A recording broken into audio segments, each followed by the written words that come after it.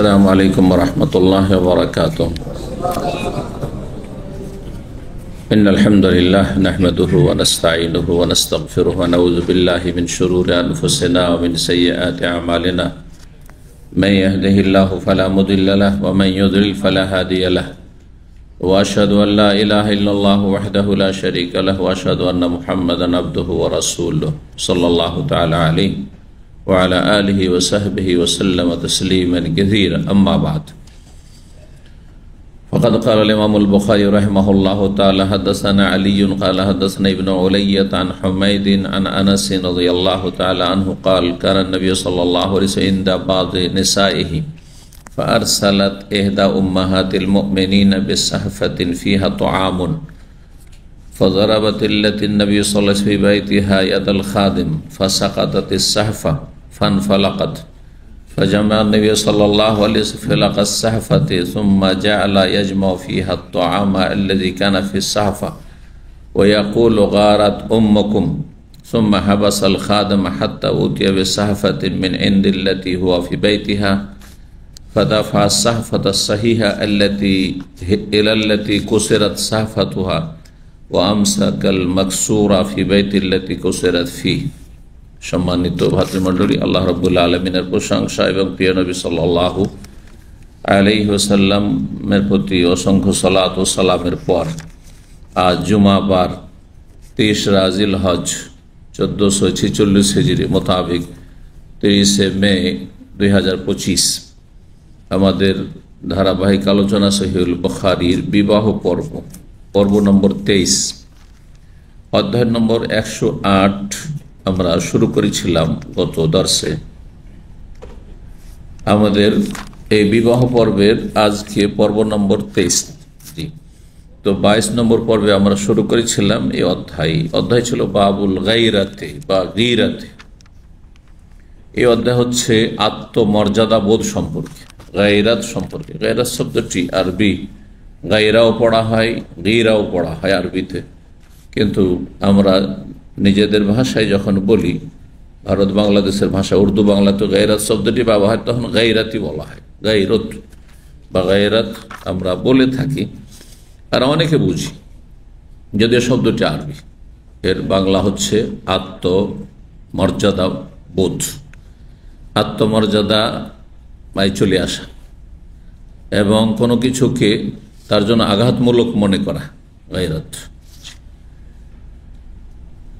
যেমন উদাহরণস্বরূপ একজন সম্মানিত ব্যক্তি, ভদ্র মানুষ যদি হয়, তার স্ত্রী দিয়ে কেউ তাকায়,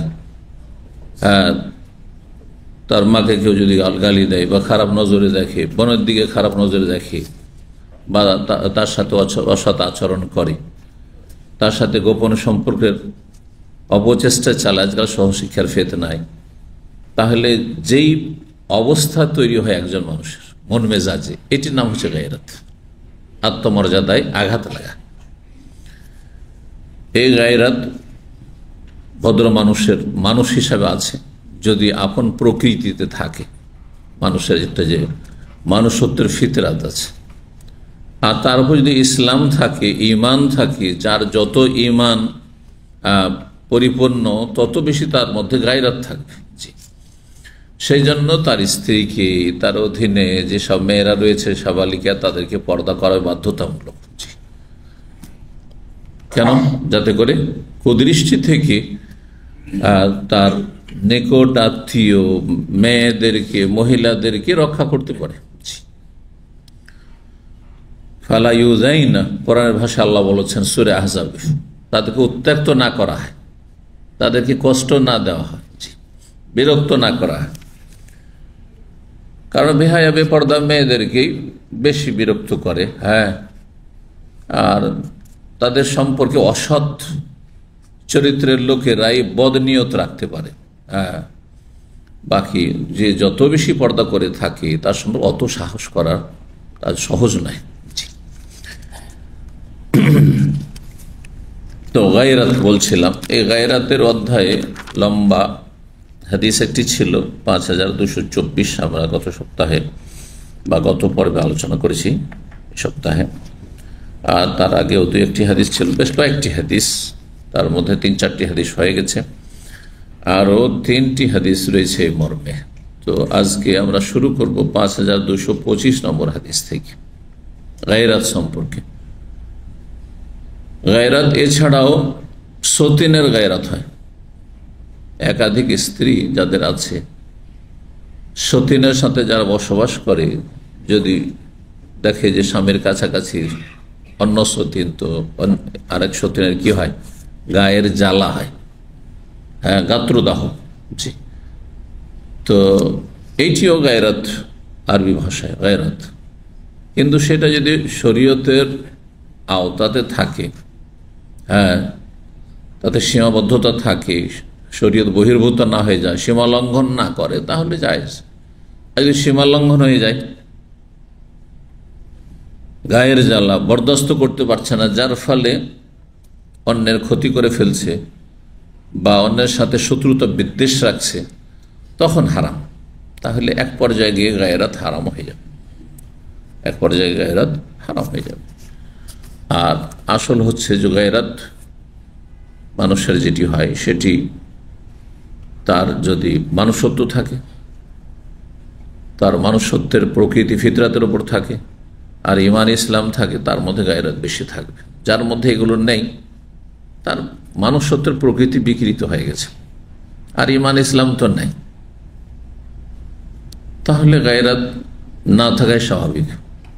অনেক অমুসলিমদের গায়রাত আছে, যদিও তার ইসলাম নেই, ঈমান নেই, কিন্তু গায়রাত আছে। তার মা বোন, তার স্ত্রী দিকে কেউ কুদৃষ্টি দেবে, হ্যাঁ, তার সাথে গোপন সম্পর্ক করবে, হ্যাঁ, তার ইজ্জত নিয়ে খেলা করবে, এটা মেনে নিতে পারে না।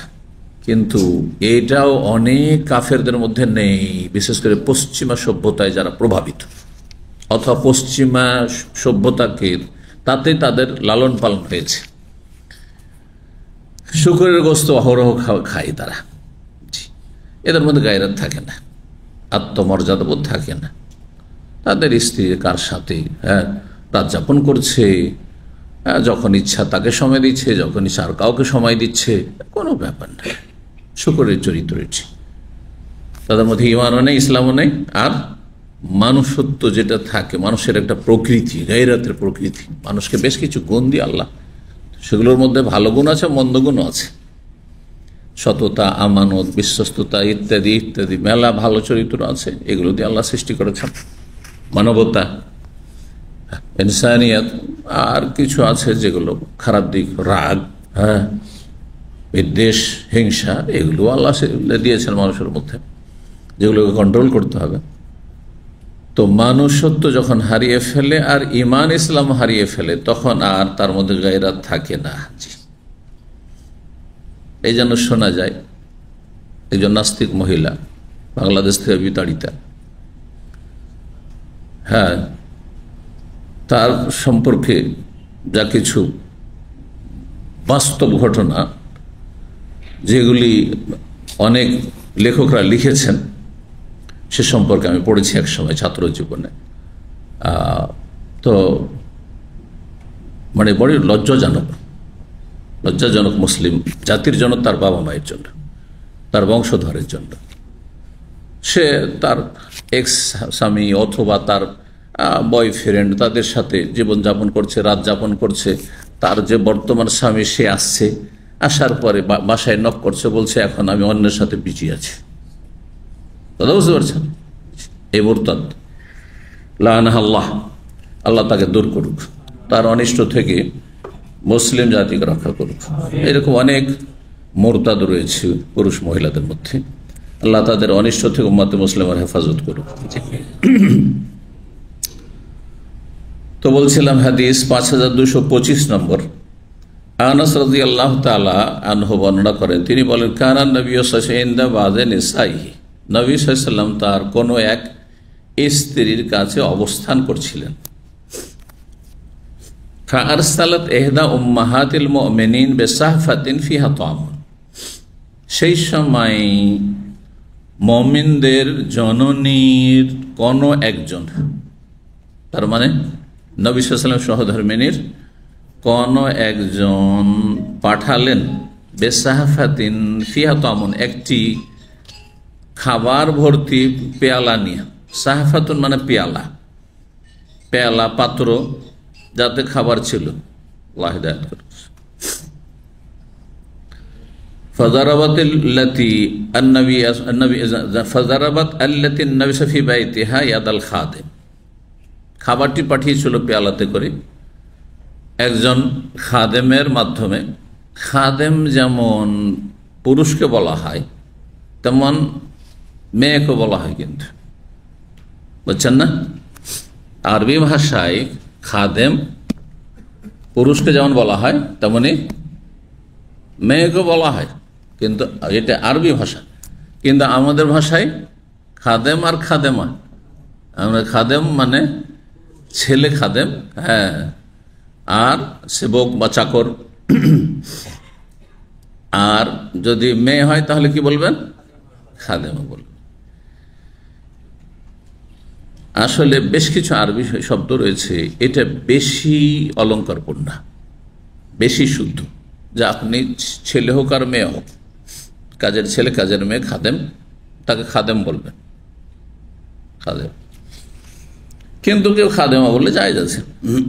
যেমন জৌজ, ওই রকমের শব্দ এর আগে বলেছি। জৌজ, জৌজ মানে কি? জৌজ মানে স্বামী স্ত্রী দুইজন। জৌজ যেমন স্বামীকে বলা হয়, হ্যাঁ, যেটা স্পষ্ট। জৌজ স্ত্রীকে বলা হয়। ওয়াখালাকনাকুম আজওয়াজা, আজওয়াজ কিসের জমা? জৌজের জমা। তোমাদেরকে জোড়া জোড়া যুগল সৃষ্টি করেছে, নর আর নারী। হ্যাঁ, তো জৌজ স্বামীকে বলা হয়, জৌজ স্ত্রীকে বলা হয় জৌজাতুন। যখন বলে দেবেন তখন শুধু স্ত্রী, কিন্তু স্ত্রী জৌজ হইতে পারে। একজন পুরুষ যদি বলে আমার জৌজ, জৌজি, তার মানে কি? তার স্বামী, তার স্ত্রী বলতে পারে, বরং এটি শুদ্ধ। কিন্তু যেমন খাদেমাতন বলা যাবে তেমনই জৌজাতন বলা যাবে, জৌজা স্ত্রী। বলছে সোম্মা হাবাসা, বলছেন হাদিসটি যে পেয়ালাতে খাবার নিয়ে কি করে ওই খাদেমকে দিয়ে পাঠিয়ে দিয়েছিল। ফাজারাবাতিল্লাতিন নবী সফি বাইতিহা, নবী সাল্লাল্লাহু আলাইহি ওয়াসাল্লাম যেই স্ত্রীর বাড়িতে ছিলেন তিনি আঘাত করলেন ইয়াদাল খাদেম, সেই খাদেম মেয়ের হাতে, হাতে পেয়ালা আছে, আর দিলেন আগে আঘাত করে। ওতে কি হলো? হাতে আঘাত লাগাই খাদেম, মানে একটি খাদেমা মেয়ে ছিল, বলছেন যে ফাঁসা কাততে সাহফা, সে পেয়ালাটি হাত থেকে পড়ে গেল। ফানফা লাকাত, তারপরে ভেঙে গেল, পড়ে ভেঙে গেল। সজামিয়ান নবী সাফিলাকা সাহফা, নবী সাল্লাল্লাহু আলাইহি ওয়াসাল্লাম কি করলেন দেখেন। লাকাদ কানা লাকুম ফি রাসূলিল্লাহি উসওয়াতুন হাসানাহ, আপনার জন্য, আমার জন্য, প্রতিটি মানুষের জন্য রাসূলুল্লাহ সাল্লাল্লাহু আলাইহি ওয়াসাল্লাম হচ্ছেন উত্তম আদর্শ।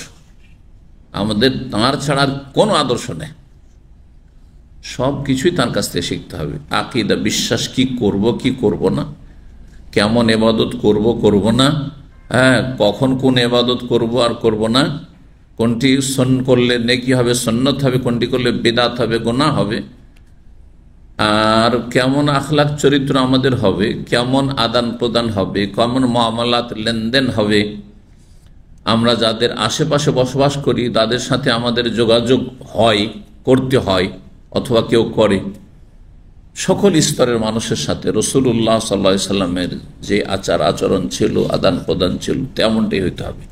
কেমন আপনার রুজি রোজগার হইতে হবে, আপনার যে টাকাটা আসছে তা সেগুলির ক্ষেত্র, কোন ক্ষেত্র থেকে আসছে এবং কোনখানে আপনি সেটা ব্যয় করছেন, হ্যাঁ, মিন আইনা ইকতাসাবাহু, কোথা থেকে উপার্জন হয়ে আসছে, আর কোথায় আপনি ফিমান খরচ করছেন, এই সমস্ত ক্ষেত্রেও উসওয়াতুন হাসানা, উত্তম আদর্শ, একমাত্র আদর্শ।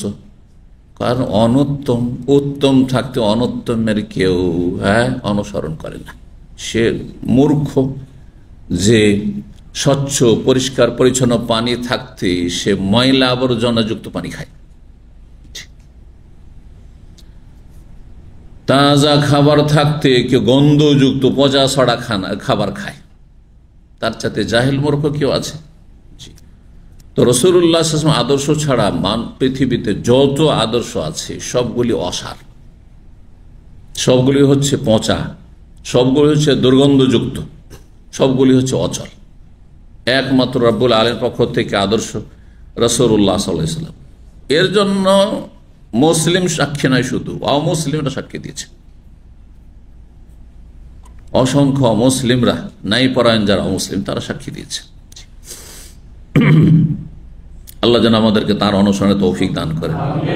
চিন্তা করুন, আপনি যদি এই জায়গায় হতেন, এইরকম পরিস্থিতির সম্মুখীন হতেন, আপনার কোন স্ত্রীর পক্ষ থেকে আর এক স্ত্রীর পক্ষ থেকে আপনার জন্য এসে কোনো গিফট এসছে, আর আপনার যদি স্ত্রী আচরণ করতো, তাহলে তার সাথে আপনি কি আচরণ করতেন? তাহলে আপনি রাসূলুল্লাহর তরিকে আছেন না অন্য কোনো তরিকে আছেন? আগে থেকে প্রস্তুত থাকেন। যাদের একাধিক স্ত্রী আছে তাদেরকে বিশেষভাবে বলছি, এইরকম স্ত্রী নাই, কিন্তু ধরেন ভাই বোন একসাথে আছেন, এক বোন আর এক বোনের সাথে খারাপ আচরণ করে দিল, তো যে জুলুম অত্যাচার করলো সীমানা, তার উপর তো রাগ আপনার হবে, কিন্তু সেখানে যে আপনাকে রাগ কন্ট্রোল করতে হবে এবং আপনাকে উত্তম আচরণ করতে হবে এবং সঠিক সমাধান উত্তম থাকতে আপনি অনুত্তমে যাবেন না। যাতে আমার ভালোভাবে সংশোধনের সুযোগ আছে, খারাপের দিকে মোটেই যাবেন না। খারাপ সবসময় বর্জনীয়, কিন্তু তুলনামূলক এটা বেশি ভালো আর এটা কম ভালো। কখন আমরা যাব? যখন দেখা যাচ্ছে যে বেশি ভালোটা নেই আমাদের কাছে এখন, তখন আচার আচরণের ক্ষেত্রে। তো বলছেন যে পড়ে ভেঙে গেল, নবী সাল্লাল্লাহু আলাইহি ওয়াসাল্লাম কি করলেন? ফাজামান নবী সাল্লাল্লাহু আলাইহি ওয়াসাল্লাম ফিলাকাস সাহফা, নবী সাল্লাল্লাহু আলাইহি ওয়াসাল্লাম তখন সেই পেয়ালা পাত্রটি ভাঙা টুকরোগুলিকে একসাথে জড়াতে লাগলেন, মেলালেন, 2 টুকরো 3 টুকরো হয়ে গেছে, ধরে সেটাকে এখন অবস্থায় রাখছেন। জি, তারপরে যে খাবারগুলো ছড়িয়ে ছিড়ে পড়ে গেছে, যখন ভেঙে গেছে খাবার পড়ে গেছে মাটিতে নিচে, খাবারগুলিকে তিনি একত্রিত করতে লাগলেন, জমা করতে লাগলেন। আল্লাযী কানা ফিস সাহবে, যেটা পেয়ালাতে ছিল যে খাবার, ওয়ায়াকুলু, কোনো কিছুই বললেন না, ভর্ৎসনা করলেন না, তিরস্কার করলেন না, গালমন্দ করলেন না, বকাবকি করলেন না, রাগ ঝাল করলেন না, রাগ দেখালেন না, অসন্তুষ্টি প্রকাশ করলেন না, বরং যে স্ত্রী ভেঙে ফেলেছে তার পক্ষ থেকে তিনি ওজর পেশ করছেন যে কি হয়েছে। এটা হতে পারে, এমন পরিস্থিতি হতে পারে, সত্যি না সত্যি না। গারাতুম্মকুম, তোমাদের এই মা যে ভেঙেছে তার আত্মমর্যাদায় আঘাত লেগেছে, আমার বাড়িতে আছে, আমি খাওয়াবো, আমার পাল্লায় আছে, আমার কাছে এসছে, আমি খাওয়াবো, তো তুমি কেন হাতিয়ে দিয়ে পাঠাবে? তুমি খাবে, তোমার বাসায় খাওয়াবে, তোমার ঘরে খাওয়াবে, বুঝছেন না?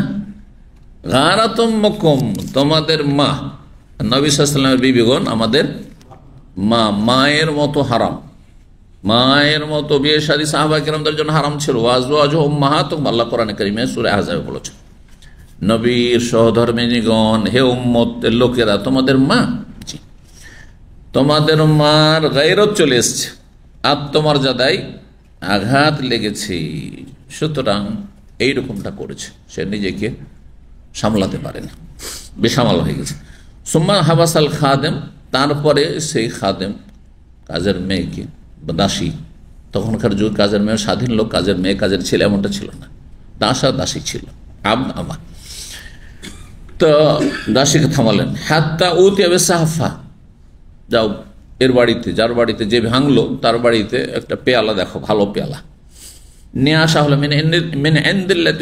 যেই বাড়িতে ছিলেন নবী সাল্লাল্লাহু আলাইহি ওয়াসাল্লাম, যার বাড়িতে, তার ঘর থেকে একটি ভালো পেয়ালা নিয়ে আসলেন।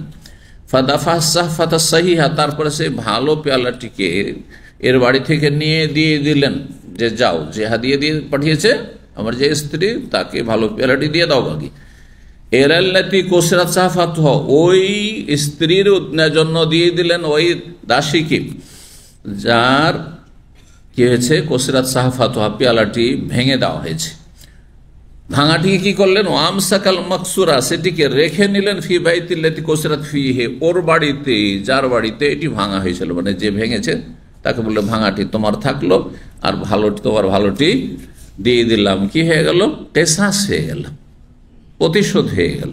হ্যাঁ, ভালো পেয়ালা দিয়ে পাঠিয়েছিল, তুমি ভেঙেছো, তুমি ভাঙাটা তুমি রাখো, আর ভালোর বদলে ভালোটা দিয়ে দিলাম। হ্যাঁ, এটা করবেন। এটা না করলে অবিচার হতো, এটা না করলে তখন কি হতো, অবিচার, অন্যায় হতো। নবী সাল্লাল্লাহু আলাইহি সাল্লাম সুবিচারও শিখালেন, সদাচরণ শিখালেন, নম্র আচরণ শিখালেন, আর সমস্যার সমাধানও শিখালেন সাল্লাল্লাহু আলাইহি ওয়াসাল্লাম। সুবহানাল্লাহ, চিন্তা করুন, এইরকম মুহূর্তে নিজেকে মানুষ সামলে রাখতে পারে, সঠিক সিদ্ধান্ত নিতে পারেন না, কি থেকে কি বলে দেয়, কি থেকে কি করে ফেলে, তাই না?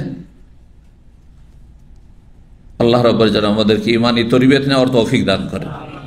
5226 নম্বর হাদিস বর্ণনা করছেন জাবের বিন আব্দুল্লাহ রাদিয়াল্লাহু তাআলা আনহু, নবী সাল্লাল্লাহু আলাইহি সাল্লাম থেকে তিনি বলেন, দাখালতু জান্নাতা আও আতাইতুল জান্নাহ, আমি জান্নাতে প্রবেশ করলাম, অথবা বর্ণনাকারী কোন একজনের সন্দেহ যে নবী সাল্লাল্লাহু আলাইহি ওয়াসাল্লাম দাখালতু বলেছেন না আতাইতু, আমি জান্নাতে আসলাম, সেটা মেরাজে হইতে পারে, আবার স্বপ্নযোগে বিভিন্ন সময়ে নবী সাল্লাল্লাহু আলাইহি ওয়াসাল্লাম জান্নাত জাহান্নামের দৃশ্য দেখানো হয়েছে, সেটাও হইতে পারে। তো মেরাজেরই সম্ভাবনা বেশি এখানে, কারণ আমি আসলাম, প্রবেশ করলাম।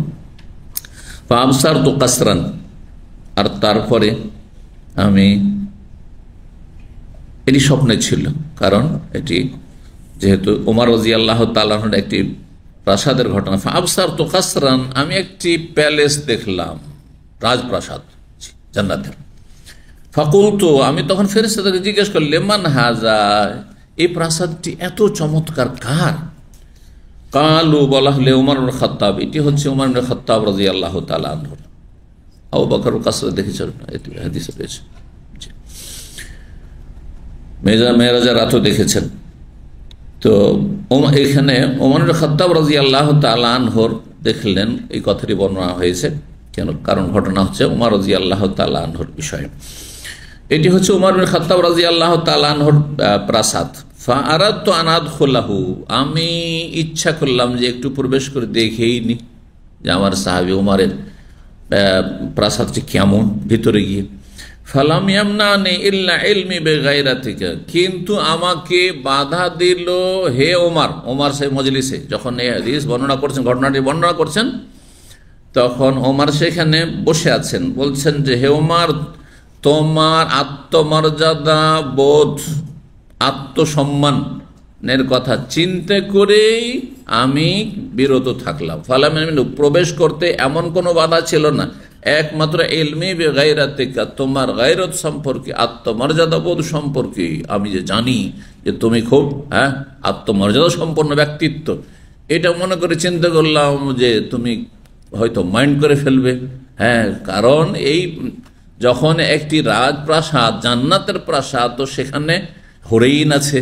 হ্যাঁ, তোমার হুরকে আমি দেখিয়ে নেব, তো তোমাকে কি হইতে পারে, তোমার মনে কষ্ট হইতে পারে, তোমার গায়রাত আসতে পারে, সেই জন্য আমি আর প্রবেশ করলাম না। কাল ওমর খাত্তাব রাদিয়াল্লাহু তাআলা, ইয়া রাসূলুল্লাহ, হে আল্লাহর রাসূল, বিআবি আনতা ওয়া উম্মি, আমার বাবা মা আপনার উপর কুরবান হোক, ইয়া নবী, হে আল্লাহর নবী, আওয়া আলাইকা আগারো, আপনার ওপরও আমি আত্মমর্যাদা, আপনার ক্ষেত্রেও আত্মমর্যাদার কথা আমি চিন্তা করব। হ্যাঁ, আত্মমর্যাদা বোধ আমাকে আপনার বিষয়েও এইরকম কষ্ট দেবে, এটা হইতে পারে। আমি আরো খুশি হইতাম যে আপনি আমার প্যালেসটি দেখে এসেছেন জান্নাতে। সুবহানাল্লাহ।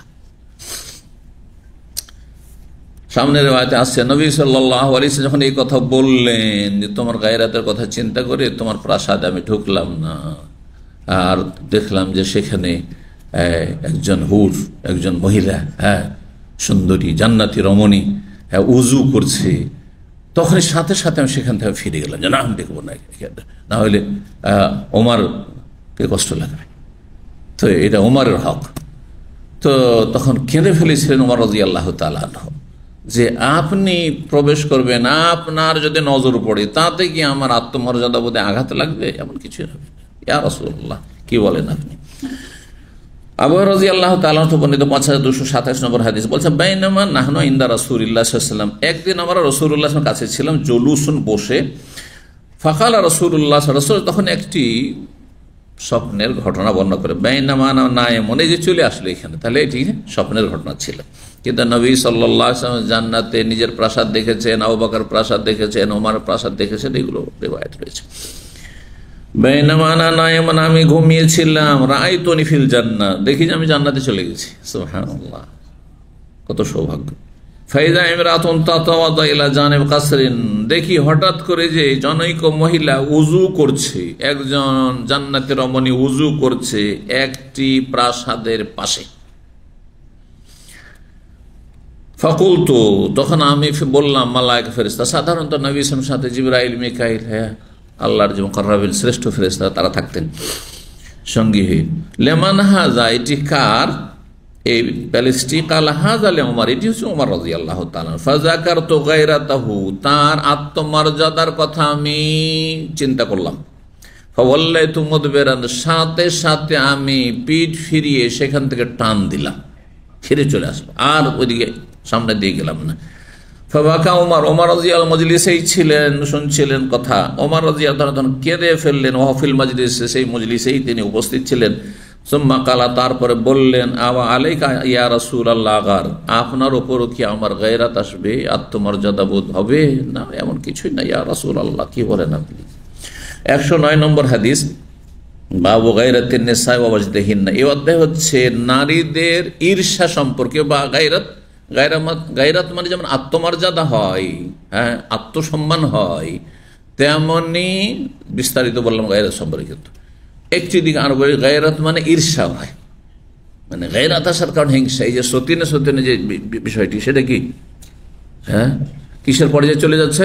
হিংসার পর্যায়ে গিয়ে চলে যাচ্ছে। এই জন্য বললাম যে যদি সীমা লঙ্ঘন হয়ে যায় তখন গুনার কাজ, আর যদি সীমা লঙ্ঘন না হয়, স্বাভাবিক সতীনে একটু থাকবে। একজন মহিলা যদি তার স্বামীর কাছে ঘনিষ্ঠ অবস্থায় তার আর এক স্ত্রীকে দেখে, যদিও স্ত্রী হালাল তার জন্য, তবু কি তার অবস্থা একটু পরিবর্তন হবে না? হ্যাঁ, অবশ্যই হবে। আমি ঘনিষ্ঠ অবস্থা মানে কাছাকাছি বলছি না যে মিলনের অবস্থায়, এমনিতে যদি কাছাকাছি থাকে, পাশাপাশি বসে, তবু তো স্বাভাবিক কোন মহিলা চাইবে না যে তার সতীন হোক। এটা হচ্ছে নারীদের প্রকৃতি, এভাবে আল্লাহ সৃষ্টি করেছেন। কিন্তু আল্লাহর বহু এমন হেকমত, রহস্য তত্ত্ব রয়েছে যেগুলিতে বহুমুখী উপকারিতা রয়েছে, যে একজন পুরুষ একাধিক স্ত্রী গ্রহণ করবে, সর্বর্ধে 4 জন, এর বহু ফায়দা রয়েছে। সেই ফায়দাগুলি যদি বিদ্যমান থাকে তো অবশ্যই প্রসন্ন, আর শর্ত পুরা থাকে।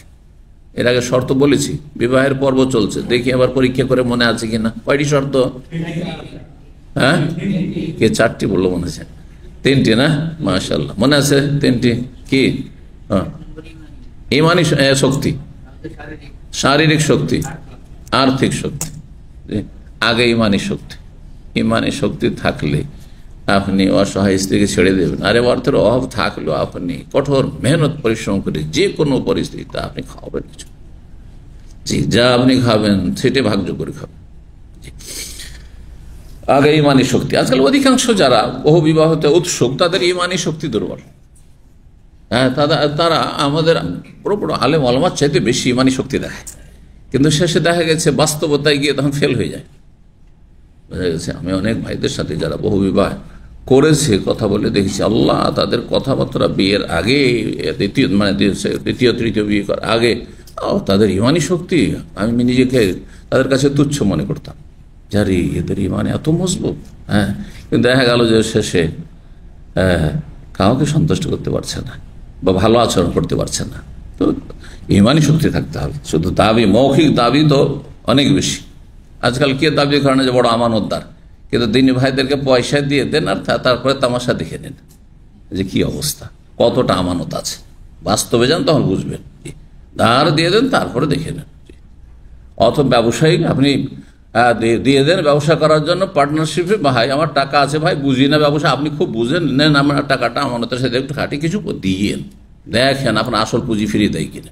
যদি আসল পুঁজি অদামত ফিরিয়ে দেয় তাহলে খুব ভালো মানুষ, কথা বুঝতে পেরেছেন? তাও মক্কা মদিনায় একবার ভালো জায়গায় থাকে আর হারামেও নামাজ পড়ে, এইরকম লোককে বহু দেখলাম। সুতরাং ধোকা খাবেন না দিনী ভাই, দিনী বোন, এইসব ধোকা খাবেন না। আল্লাহ হেফাজত করুন, আল্লাহ হেফাজত করুন। আগে নিজের ইমান ভালো করেন, আল্লাহ তৌফিক দান করুন।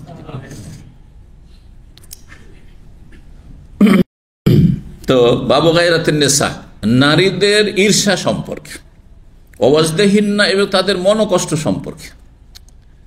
যখন সতিনে সতিনে একটা কিছু দেখবে যেটা তাকে কষ্ট দেবে, তো মনোকষ্টে হবে, এটা হইতে পারে। এটি হচ্ছে নারীদের প্রকৃতি।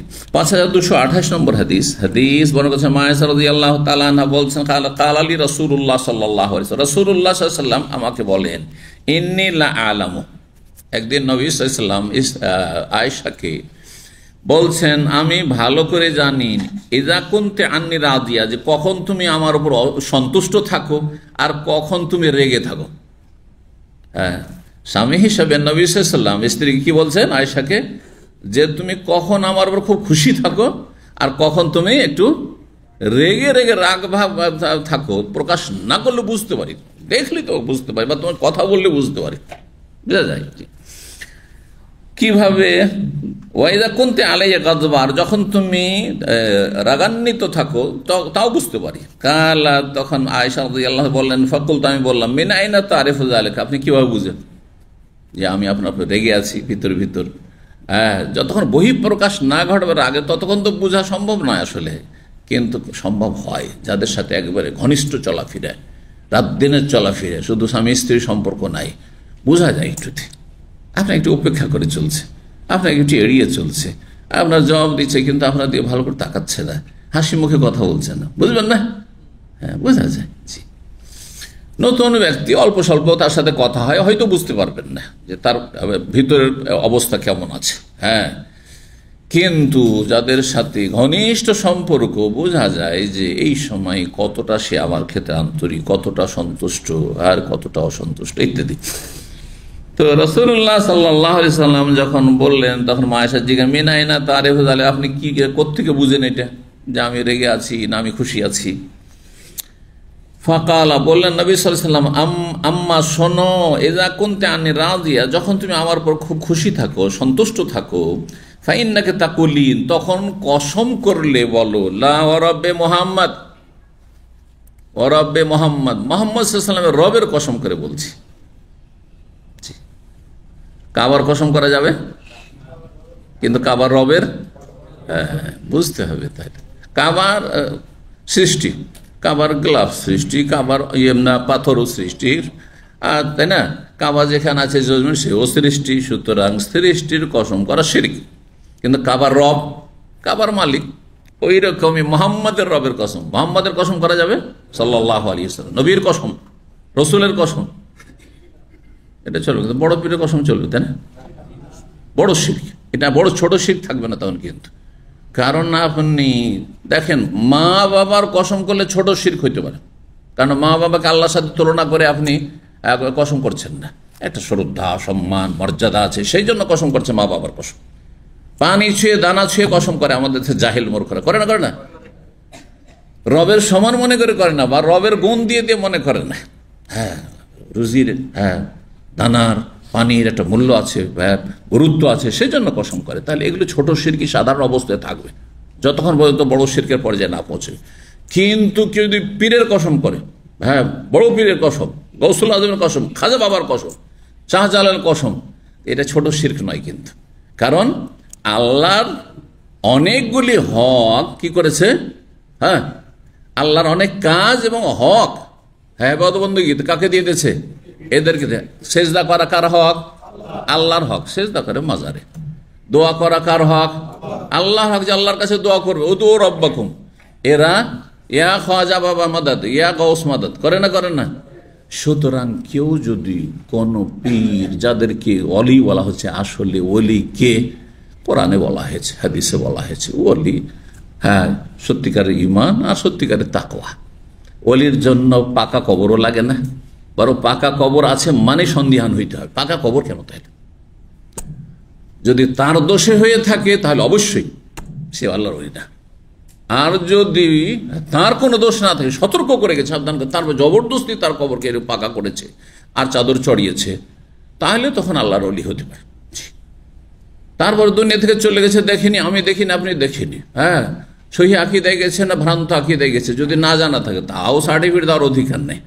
আপনি সহি আকীদা জানছেন, ইবাদত বন্দেগীতে কোনো ঘাটতি ছিল না, এই আপনার বিনা গোসলে থেকে জটা লেগে গেছে আর নামাজ নেই, বলছে আমরা ফানাফিল্লা হয়ে গেছি, তাও তাদেরকে ওলি বানিয়ে দিলেন। কত জাহেলের জাহেল, এরা ওলি, শয়তানের ওলি এরা। জি, যাই হোক, বলছিলাম যে কেউ যদি কোন মাজারের, মাজারওয়ালার, পীরের, হ্যাঁ, শাহজালালের, বোস্তামির, বাইজ বোস্তামির, অমুকের তমুকের যদি কসম করে তো বড় শিরক হবে, ছোট শিরক নাই, কুফর, বড় কুফর, ইসলাম ভঙ্গ। লা ওয়া রব্বে মোহাম্মদ, কখন তুমি বলো? যখন আমার ওপর খুব সন্তুষ্ট থাকো, তখন আমার নামটা উচ্চারণ করা। তার নামের ওপর ভালোবাসা, যে যাকে ভালোবাসে তার সব কিছুকেই ভালোবাসে, তার নামটাকেও ভালোবাসে। দেখছেন না, যারা শত্রুতা রাখে ভালো করে নামটা উচ্চারণ করে, নাম বুঝছেন না?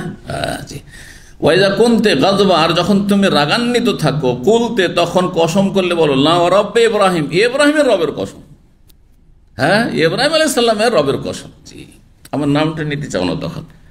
কালাত মা আয়েশা রাদিয়াল্লাহু তাআলা বলছেন কুলতু আজাল, হ্যাঁ, কথা ঠিকই, কিন্তু তাহলে বোঝা গেল যে স্বামীর নাম স্বামীর সামনে নেওয়া যাবে না, না যাবে। একবার ছোটকালে মাদ্রাসার ছাত্র ছিলাম, গিয়েছি এক জায়গায়, রাত অন্ধকার হয়েছে, আমার সাথে একজন মুসলিম আমার ক্লাসমেট ছিল, দুজনে গেছে, ওর পরিচিত, আমি কিছুই চিনি না, বয়স অল্প, তো আমাকে নিয়ে গেছে, চল আমার আত্মীয় আছে, আত্মীয় না, ওর খাতিরের লোক আছে, আত্মীয় কি, তাও সব তো কাফের খেয়ে গেছে, ও একা ইসলাম গ্রহণ করেছিল। তো আলহামদুলিল্লাহ, তারপর আলেম হয়েছে, হাফেজ হয়েছে, মাশাআল্লাহ, ফারেজ হয়েছে। তো সে নিয়ে গেছে, তখন আমার 12-13 বছর বয়স, 14 বছর হবে না, 14 বছর বয়স সম্ভবত। যাই হোক, তারপরে একটু অন্ধকার হয়ে গেছে, বাড়িটা চিনতে পারছে না, এটার বাড়ি না ওইটার বাড়ি, এটার বাড়ি না, অন্ধকার, তখন বিদ্যুৎ কিছুই ছিল না, সব অন্ধকারে আছে।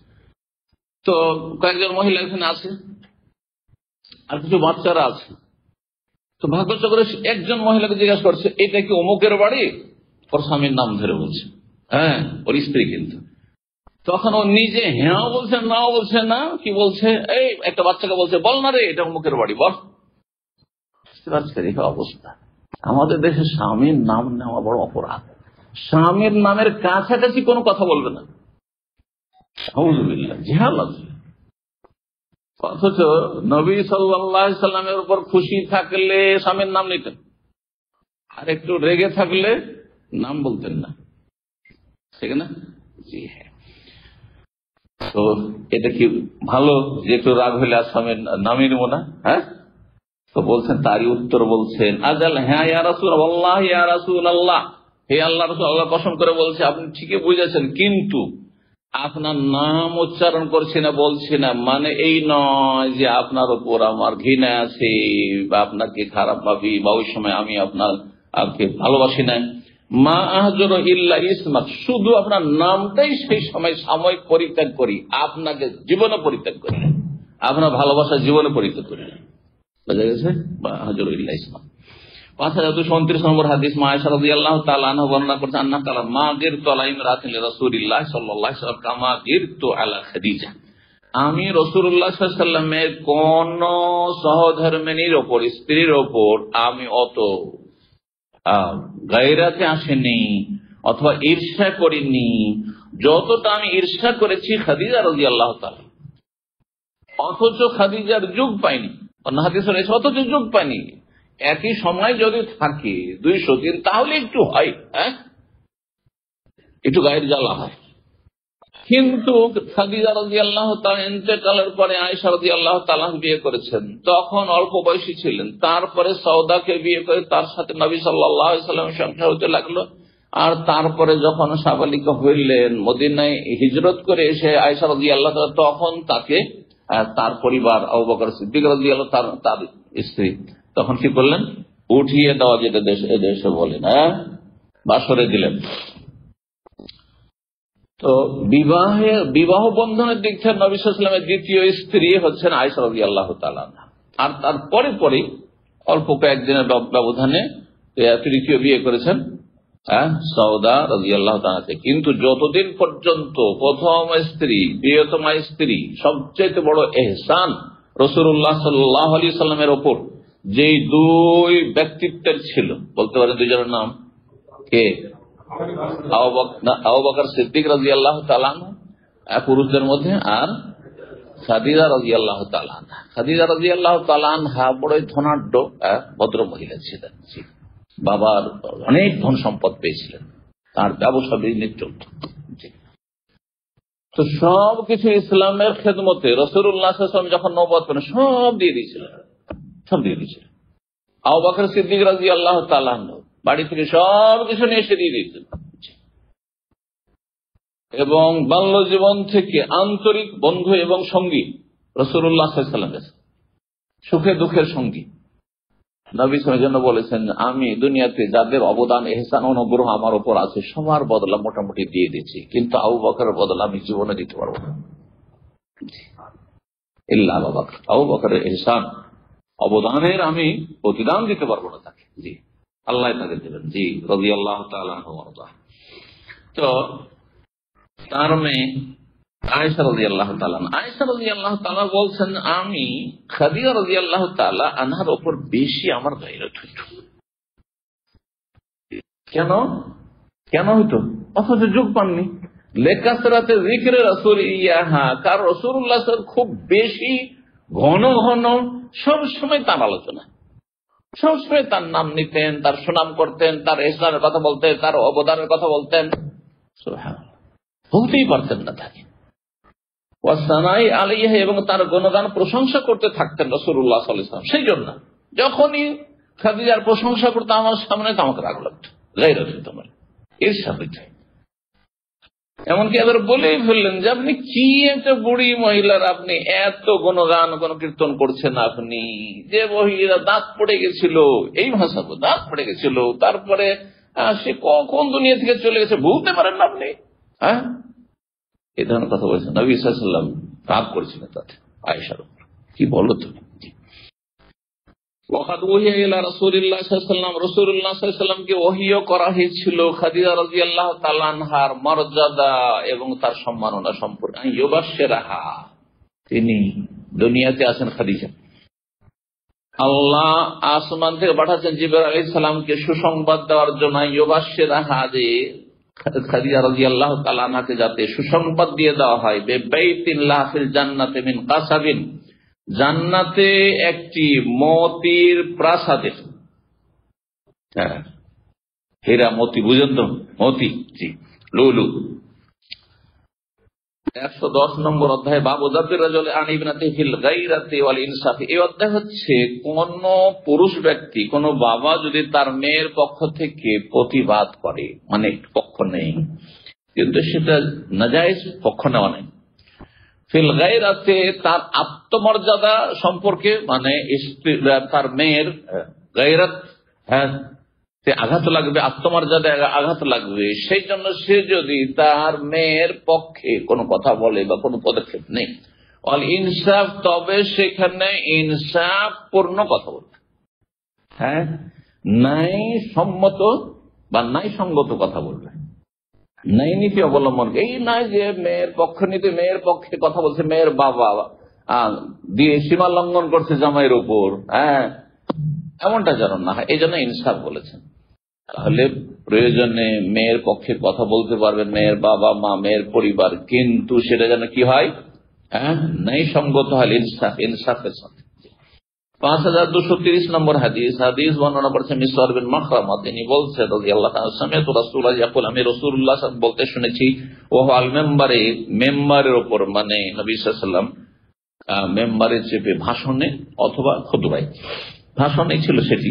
নবী সাল্লাল্লাহু আলাইহি ওয়াসাল্লাম শুধু খুতবা দিতে মেম্বারে উঠতেন না, যেমন আজকাল মেম্বারে কখন উঠে, শুধু খুতবা দেওয়ার জন্য, হ্যাঁ, ভাষণের জন্য স্টেজ তৈরি করা হচ্ছে। তখন তো যে ভাষণ স্টেজ ছিল, মসজিদ নববীতে একটা মেম্বার আছে, আর সেই মেম্বারে জুমার খুতবাও দিচ্ছেন, আর সেই মেম্বারে কখনো ভাষণ দিতে হইলে লোকজন আছে, উঁচু জায়গায় বসে বললে বেশি ভালো, মানুষের আকর্ষণটা বেশি হবে, তো সেই জন্য তাই করতেন। তো মেম্বারের ওপর চেপে নবী সাল্লাল্লাহু আলাইহি ওয়াসাল্লাম বলতে শুনেছি, ইন্না বনি হাশিম বিন মুগীরা ইস্তাযানু, হাশেম বিন মুগীরার বংশের লোকেরা, হাশেম বিন মুগীরার বংশের লোকেরা মানে আবু জাহলের বংশের লোকেরা। হাশেম না, হেশাম, এটা হেশাম বিন মুগীরা। জি, তো হেশাম বিন মুগীরার বংশের লোকেরা আমার কাছে অনুমতি চেয়েছে। নবী সাল্লাল্লাহু বলছেন কি কি বিষয়ে? বলছেন ফি আইয়ুন কেহ ইবনাতাহুম আলী ইবনে আবি তালিব, তাদের মেয়েকে বিয়ে দিতে চাই আলী ইবনে আবি তালিব আমার জামাইয়ের সাথে। আমার মেয়ে আলীর সংসারে আছে, আর এই হেশাম বিন মুগীরা আবু জাহলের একটি মেয়ে ছিল, তার সাথে বিয়ে দিতে চায়। আবু জাহল আল্লাহর দুশমন, আল্লাহর দুশমনের মেয়ে, ইসলাম কবুল করেছিল অবশ্য, ইসলাম কবুল আল্লাহ তাআলা। দেখেন আল্লাহর সবচেয়ে বড় দুশমন নবী সাল্লাল্লাহু আলাইহি ওয়াসাল্লামের আমল এই আবু জাহল, তার মেয়ে মুসলিম। হিদায়াত যে কার নসিবে হবে, আল্লাহর বড় নিয়ামত, এটি আল্লাহর নিয়ামত। বাবা আপনার চাইতে বেশি বিচক্ষণ, আপনার চাইতে বেশি একেবারে প্রভাবশালী, আপনার চাইতে দুনিয়ার যথেষ্ট বুদ্ধি রাখে, কিন্তু হেদায়াত নসিব হইল না। হয়তো ছেলে দুনিয়ার লেখাপড়াতে খুব উন্নতি করে দিয়েছে, কিন্তু হেদায়াত হলো না। একই মায়ের পেটের ভাই, একটা লেখাপড়াতে অযোগ্য, তারপরে সে জান্নাতি, আর একটা যথেষ্ট দুনিয়ার যোগ্যতা লাভ করেছে, দুনিয়ার অভাব নেই, কিন্তু হতভাগা, মরলে জাহান্নাম। বলুন আলহামদুলিল্লাহ, যাদেরকে আল্লাহ ঈমান দিয়েছে। কিছুই যদি না থাকে, ঈমানের অবস্থায় আল্লাহর কাছে যেতে পারি, জান্নাত পাবো ইনশাআল্লাহ, ঠিক না? আল্লাহ যেন ঈমান ইসলামকে ধরে রাখার তৌফিক দান করেন। তো ওই বংশের লোকেরা অনুমতি চেয়েছিল এই মেয়েটির আলীর সাথে বিয়ে দেওয়ার জন্য। আবু জাহলের মেয়েটি আল্লাহর দুশমনের মেয়ে আর আল্লাহর সবচেয়ে বড় দোস্তের মেয়ে একত্রিত হবে একই স্বামীর কাছে। এটা নবী সাল্লাল্লাহু আলাইহি ওয়াসাল্লাম, এটা একটা দিক ছিল যে এইটা মেনে নিতে পারেন নবী সাল্লাল্লাহু আলাইহি ওয়াসাল্লাম। তাহলে শুধু সতীনের বিষয় ছিল যে আমার মেয়ের সতীন হয়ে যাবে, আর আরেকটি কারণ সেটি, আর এই অধিকার আছে মেয়ের বাবার, যে আমার মেয়ের আমি সতীন হতে দেব না। কোন বাবা মা যদি বলে তো সেটা অন্যায় না। এই জন্য দেখেন সৌদি আরবের মহাকামাগুলোতে যে বিয়ে শাদী হয়, এখানে আদালতে বিয়েতে শর্তের সুযোগ আছে। ছেলে পক্ষ কোন শর্ত লাগাতে পারে, মেয়ে পক্ষ শর্ত লাগাতে পারে। তার মধ্যে একটি শর্ত হচ্ছে যে আমি থাকতে, সে মেয়ে শর্ত লাগাতে পারে যে আমি যতদিন থাকবো বিবাহ বন্ধনে ততদিন পর্যন্ত দ্বিতীয় স্ত্রী নিয়ে আসতে পারবে না। আপনি জেনে শুনে আগে শর্ত লাগাই দেন। যদি শর্ত না লাগায়, আমাদের দেশের মহিলারা শর্ত টর্ত লাগায় না, কিন্তু তারপরে যদি স্বামী বিয়ে করতে চায়, তার ইমানি শক্তিও আছে, শারীরিক শক্তিও আছে, তার আর্থিক শক্তিও আছে, বিয়ে করতে চায়, তখন সবচেয়ে বড় বাধা হচ্ছে এই স্ত্রীর বাবা মা। এইটা জায়েজ নাই, কারণ আপনার আগে কোনো শর্ত লাগান, আগে বলতেন আমার ইচ্ছা হলে করতাম না, আমি করতাম না, ঠিক আছে আপনাদের শর্তে আমি বাধ্য থাকতো, তখন মানা বড় শর্ত যে আমি শর্তে যেহেতু চুক্তিতে আবদ্ধ। কিন্তু কোনো শর্ত নাই, কিছু নেই, আর বিয়ে করছে, এখন বাধা দেবো, থাকবো না, বা বিয়ে করতে দেবো না, বাড়িতে ছড়তে দেবো না, না, এগুলো সীমা লঙ্ঘন। তাদের মেয়েকে আলীর সাথে বিয়ে দিতে চায়, ফালা আযানো সুম্মা লা আযানো সুম্মা লা আযানো। শোনো, বলছে রাসূলুল্লাহ, আমি অনুমতি দেব না, অনুমতি দেব না, দেব না, তিনবার করে রাসূলুল্লাহ সাল্লাল্লাহু আলাইহি ওয়াসাল্লাম, যে আমার মেয়ের সতীন হোক আল্লাহর দুশমনের মেয়ে, ইল্লা আন ইউরিদা আলী ইবনে আবি তালিব, তবে যদি ইল্লা আন ইউরিদা ইবনে আবি তালিব, আবু তালেবের ছেলে আলী আমার জামাই যদি চাই যে না ওকে বিয়ে করে আবু জাহলের মেয়েকে বিয়ে করবে, তো করুক, তবে কি করতে হবে, আইয়াতাল্লিকা ইবনাতি, আমার মেয়েকে তালাক দিয়ে দিই, ওয়ায়ানকিহু ইবনাতাহুম, তাদের মেয়ে আবু জাহলের মেয়েকে বিয়ে করবে। যদি দেখেন সেখানে যে এখানে অশান্তি হবে, বড় ধরনের অশান্তি, অথবা আমি আমার মেয়ের কষ্ট চাই না, সেজন্য তালাক চেয়ে নেয়, তাহলে এখানে তাহলে বৈধতা আছে তালাক চেয়ে নেওয়ার। তালাক চেয়ে নেওয়ার বৈধতা আলাদা জিনিস, কিন্তু তালাক নেবে অথচ দেনদারি আছে, সবকিছু আছে, হক আদায় করছে জামাই, কোনো প্রয়োজন নেই। এখানে শুধু সতীনের বিষয়টি ছিল না, যেমনটা বললাম, আর একটি বিষয় যেটি ছিল সেটা হচ্ছে আল্লাহর দুশমনের মেয়ে, আল্লাহর দুশমনের মেয়ে। শ্বশুর বংশের সাথে একটা দুর্বলতা থাকবে, থাকবে না? থাকবে না? জি। তারপরে ইসলাম ইখতার, নবী সাল্লাল্লাহু আলাইহি সাল্লাম শরীয়ত বর্ণনা করার জন্য এসেছেন কথার দ্বারা, কাজের দ্বারা। এমন যদি মেয়ে পক্ষ করে যে তুমি যদি বিয়ে করতে চাও, আমার মেয়ের আমি অশান্তি চাই না, আমি আদর স্নেহ মেয়েদের প্রতিপালন করেছি, আমার মেয়েকে ছাড়িয়ে দেবো, তাহলে সেটা নাজায়েজ কিছু না, নাজায়েজ কিছু না। হ্যাঁ, নাজায়েজ কখন হবে? যদি আর এক স্ত্রী বিয়ে করে নিয়েছে তার উপর জুলুম অত্যাচার করে। এখানে জামাইকে পারে না, তখন পরের মেয়ের উপর জুলুম অত্যাচার করে, এইটা হচ্ছে হারাম। তখন সে ভালো। কেন আমি এই বিয়ে হতে দেবো না? কারণ ফাতেমা হচ্ছে আমার কলিজার টুকরা। বাজাত মানে গোস্তের একটি টুকরো, গোস্তপিণ্ড। সে হচ্ছে আমার কলিজার টুকরা। ইউরিবনি মা আরাবাহা, যা ফাতেমাকে ঘৃণা লাগে তা আমাকে ঘৃণা লাগে।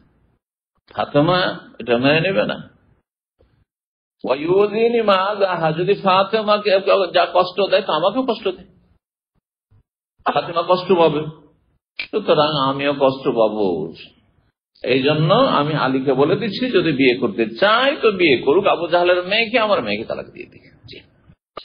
তো এখানে কি বোঝা গেল? অধ্যায় ছিল যে মেয়ের পক্ষ নেওয়া, মেয়ের পক্ষ না, গায়রাত, গায়রাত চলে আসছে, আত্মমর্যাদা। হ্যাঁ, আমার মেয়ের শত্রু আবু জাহল ইসলামের শত্রুর মেয়ে হবে। হ্যাঁ, তারপরে তার পক্ষ থেকে পক্ষ নেওয়া, তাহলে পক্ষ নেওয়া জায়েজ হয়েছে, কিন্তু ইনসাফপূর্ণ কথা বলতে হবে, সীমা লঙ্ঘন না হয়। 111 নম্বর অধ্যায় বাবুনি অধ্যায় একিল রেজাল একসরুন নিসাও। এক সময় আসবে কিয়ামতের কাছাকাছি যখন পুরুষদের সংখ্যা একেবারে কমে আসবে, নারীদের সংখ্যা বেশি হয়ে যাবে। বর্তমানে হয়েছে না হয়নি? আর মনে হয় পৃথিবীর এমন কোন দেশ নেই, সব দেশে প্রায়, যতটা আমি সীমিত জ্ঞান রাখি দুনিয়া সম্পর্কে, যে প্রায় দেশগুলিতে নারীর সংখ্যা বেশি পুরুষের তুলনায়। তাহলে এই নারীদের মান ইজ্জত রক্ষা করার জন্য সমাধান হচ্ছে বহু বিবাহ, ঠিক কিনা? একজন মেয়ের বিয়ে হলো, আর ধরেন শতকরা একজন বিয়ে হলো, আর 3 জনই আপনার কি হয়ে গেল? হ্যাঁ, পার্সেন্টেজে 4 জনের মধ্যে একজনের বিয়ে হলো, 3 জন বিনা স্বামীতে সারা জীবন কাটিয়ে, এইটাই ভালো না এক পুরুষের কাছে 3 জন 4 জন থাকে? এটা বেশি ভালো, যে অন্তত তাদের ভরণ পোষণ নিয়ে কোনো চিন্তা থাকলো না, তাদের মান ইজ্জত মান সম্মান ইজ্জত রক্ষা করার বিষয়টিতে কোনো চিন্তা থাকবে না। কারণ একজন মহিলা যখন একা কোনো জায়গায় বাস করবে, অসৎ চরিত্রের কিছু লোক আছে, হ্যাঁ, অসৎ চরিত্রের লোক আছে, হ্যাঁ, তাদের হয়রানি থেকে, যৌন হয়রানি থেকে, তাদের শয়তানি থেকে নারী নিজেকে বাঁচাতে পারবে না। কিন্তু একজন পুরুষের ছায়ে যখন থাকবে, হ্যাঁ, তখন তার একটা বহুবার চিন্তা করতে হবে, অসৎ নিয়ে বহুবার চিন্তা করতে হবে, জীবন নিয়ে চিন্তা করতে হবে, অত সহজ নয়। হ্যাঁ, যেটা অমুকের স্ত্রী, তাই না? কিন্তু বিনা পুরুষে বাবা মা কদিন, বাবা চলে গেছে দুনিয়াতে, তারপরে ভাইরা কয়দিন। আজকাল ওই সব মেয়েরা যারা আবেগে তালাক নিয়েছে অথবা বিয়ে শাদী করেনি, লেখাপড়া করব, এখন লেখাপড়া কমপ্লিট করব, আমি মাস্টার ডিগ্রি করব, পিএইচডি করব, আর তারপরে এই হবো সে হবো, তারপরে আমি বিয়ে শাদী করবো। আজকাল মহিলাদের, হ্যাঁ, যারা ইউনিভার্সিটি লেখাপড়া করে তাদের অধিকাংশের অবস্থা এরকমটা।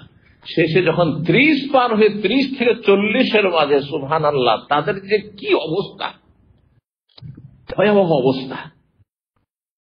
এই সমস্যাগুলি যেহেতু আমাদেরকে শোনায় সমাধানের জন্য, তখন বুঝতে পারি যে হাই রে, এখন সময় পার হয়ে গেছে, এখন স্টেশন থেকে ট্রেন ছুটে গেছে, যে আর সুযোগ নেই, আর স্বামী পাওয়া যাচ্ছে না, কোন একটা নামে মাত্র পুরুষ, তাও পাওয়া যাচ্ছে না, একটা খোঁড়া পুরুষও পাওয়া যাচ্ছে না, শুধু নাম কস্তে পুরুষ ও শিক্ষাগত কোনো যোগ্যতা নেই, তাও পাওয়া যাচ্ছে না। এখানে পুরুষরা সবাই চাই 18-20 খুব বেশি, এর মধ্যে 18 থেকে 22-এর মধ্যে, 25 পরে না, অনেক বেশি হয়ে গেছে, আর 30 হলে তো শেষ, আর 40 হলে তো বলতে হবে না। সুতরাং মহিলাদেরকে বিশেষ করে বলবো, মেয়েদেরকে বলবো, অবিবাহিত মেয়েদেরকে, তালাক প্রাপ্তদেরকে বলবো, বিধবাদেরকে বলবো, এখনই চিন্তা করুন, 30-এর আগে 25-এর আগে চিন্তা করুন। তাড়াতাড়ি বিয়ে বসার ব্যবস্থা করুন, লেখাপড়া দুনিয়া কোনো কাজ আসবে না, অশান্তি নিয়ে আসবে। ডিপ্রেশন নেই, কত মেয়ে যেরকম ডিপ্রেশন আছে, পাগল হয়ে গেছে, জীবন শেষ হয়ে গেছে। এক সময় আসবে যে পুরুষদের সংখ্যা একেবারে কমে আসবে, নারীদের সংখ্যা বৃদ্ধি পাবে। আবু মুসা আশআরী রাদিয়াল্লাহু তাআলা নবী সাল্লাল্লাহু আলাইহি ওয়াসাল্লাম থেকে একটি হাদিস বর্ণনা করেন, বলছেন ওয়াতারার রাজুলাল ওয়াহিদা, এক সময় কিয়ামতের কাছাকাছি একজন ব্যক্তি একজন পুরুষকে দেখবে, ইয়াতবাহু আরবাউন, তার পিছনে অনুসরণ করবে, তার অধীনে তার দেখাশোনার দায়িত্বে থাকবে 40 জন মহিলা। 40 জন সব স্ত্রী না, একটা স্ত্রী, তার মা আছে, তার খালা আছে, তার ফুফু আছে কয়েকটা, আর তারপরে তার বোন আছে কয়েক, ভাতিজি আছে, ভাগ্নি আছে, একজন পুরুষ হবে না? 40-50 সবকে দেখাশোনা করতে হচ্ছে। আজকাল বিবাহতে বিলম্ব করায় এই কারণটা হয়েছে একটা। আর আরেকটা কারণ হবে, সেটা হচ্ছে যে মানুষ যে মারা যাচ্ছে পৃথিবীতে বিভিন্ন অশান্তির কারণে, তাতে পুরুষ বেশি মারা যাচ্ছে। যেগুলো খুন হচ্ছে, খুনের ঘটনায় নারীর তুলনায় পুরুষ বেশি খুন হচ্ছে এমনিতেই। আর যুদ্ধ যখন হবে, যুদ্ধে পুরুষ বেশি মরবে না নারী? পুরুষ বেশি মারা যাবে। তো এত বেশি যুদ্ধ হবে, এত বেশি লড়াই আর কলহ বিবাদ হবে যে পুরুষরা মরতে মরতে মরতে হবে, শেষ হয়ে যাবে। একজন পুরুষ 40 থেকে 50 জন, আর 50 জন, যেটা প্রসিদ্ধ হাদিস, 50 জন মেয়ের দেখাশোনা করতে হচ্ছে, তাদের সংসারে দেখাশোনা করতে হচ্ছে, তাদের খাওয়া দাওয়া অথবা তাদের আপনার হাট বাজার ইত্যাদি সব দেখাশোনা করতে হচ্ছে। আল্লাহ হেফাজত করুন।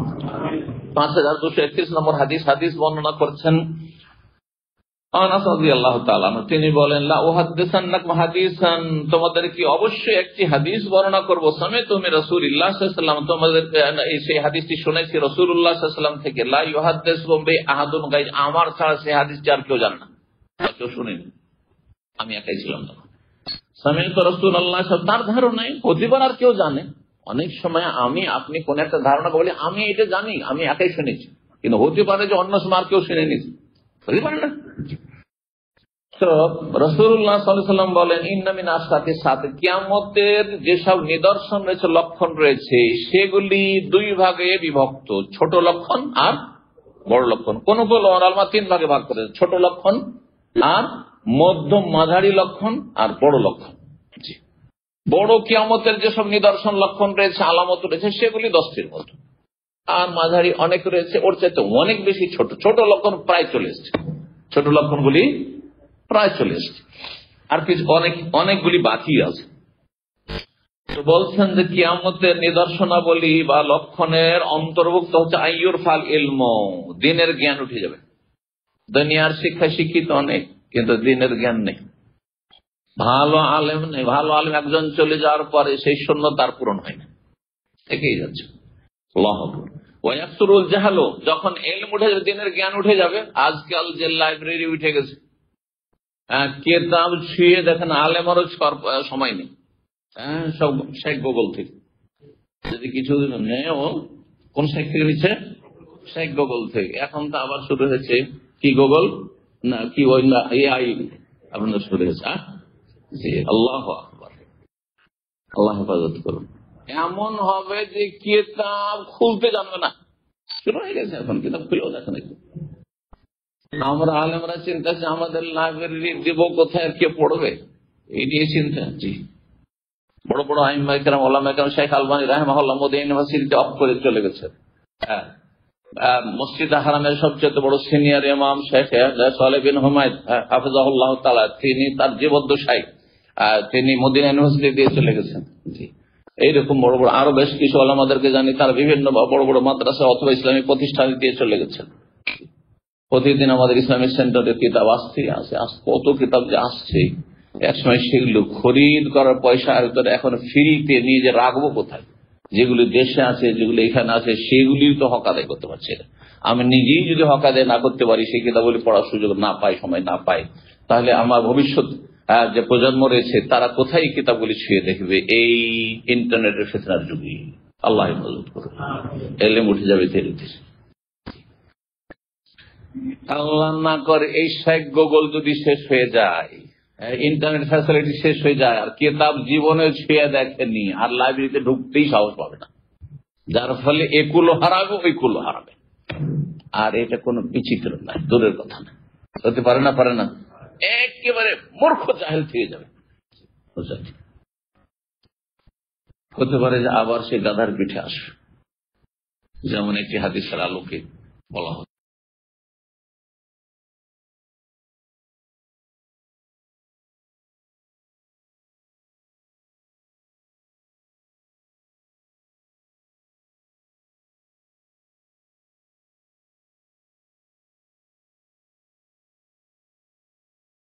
যুবকরা বিয়ে করতে চাই না, যুবতীরা বিয়ে করতে চাই না, যার ফলে জেনা হচ্ছে, ব্যভিচার হচ্ছে, সহশিক্ষা জেনার ফিতনার দিকে ঠেলে দিচ্ছে।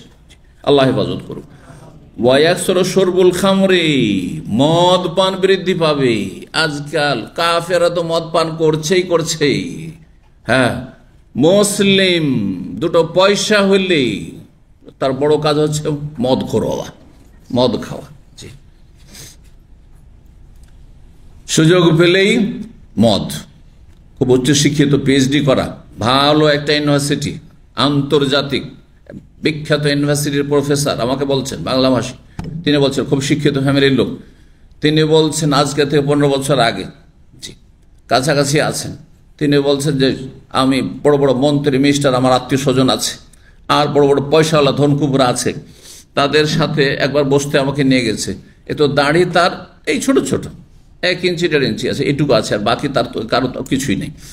এইটুকু দাঁড়িয়ে নিয়ে যে আমি বসেছি, আর সবাই ওই খাওয়া দাওয়ার পরে শুরু করলো মদ, টেবিলে মদ চলছে। আমি জানি না যে এইরকম পরিস্থিতি আমার আত্মীয় নিয়ে গেছে, শুধু আমি ছাড়া।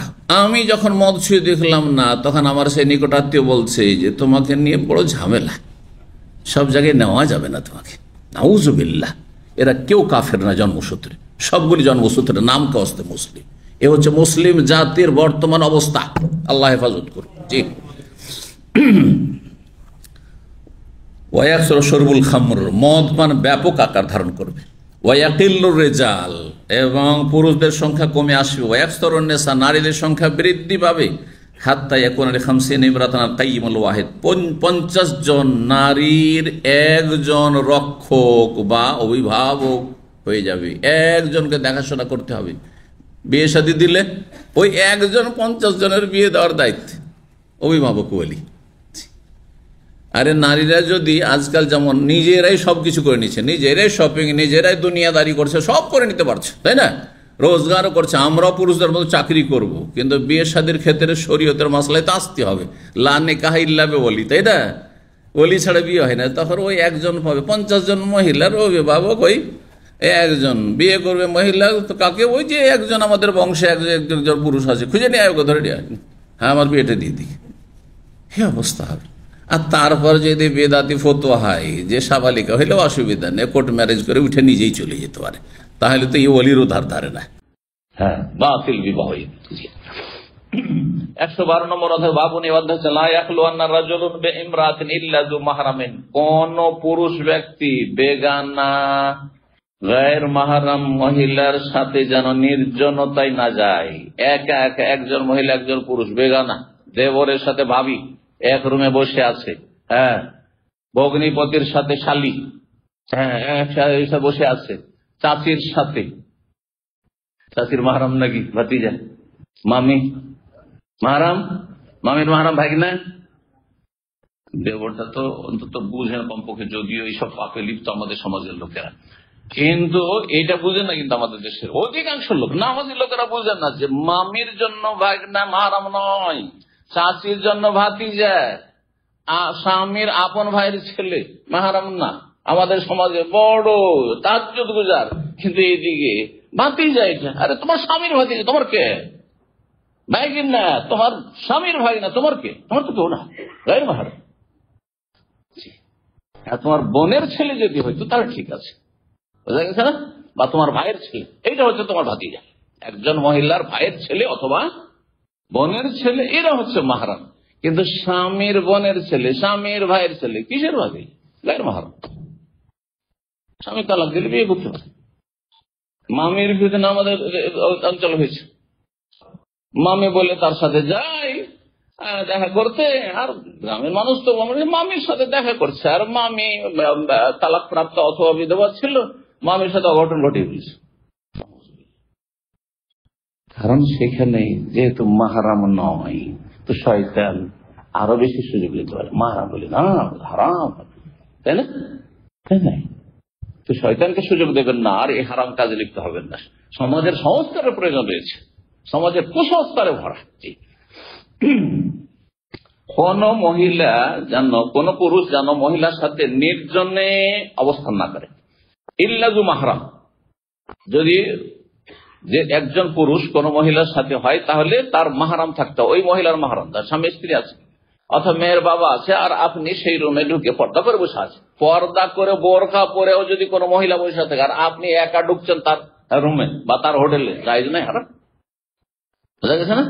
কিন্তু তার মেয়ের বাবা আছে, মেয়ের আপন ভাই আছে, মাহরাম, আর তারপরে কোন প্রয়োজনে তার ভাইয়ের সাথে, তার বাবার সাথে কথা বলে, তার স্বামীর সাথে কথা বলে, সেখানে পর্দার সাথে বসে আছে, আপনি গিয়ে আছেন, এখানে তখন আর নির্জনতা নেই। কারো বাড়িতে যদি ঢুকেন, এটা হয় অনেক সময়, গেছেন বন্ধুর বাড়িতে, বন্ধু বাড়িতে নেই, আপনি বললেন আসেন আসেন বসেন, অথচ কোনো সাবালক ছেলে নেই, সাবালক ছেলে বাড়িতে নেই, আর সেখানে আপনি ঢুকে পড়লেন, জায়েজ না? ওটাই জায়েজ না, শুধু একা মহিলা আছে, আরাম ঢুকা, সেখানে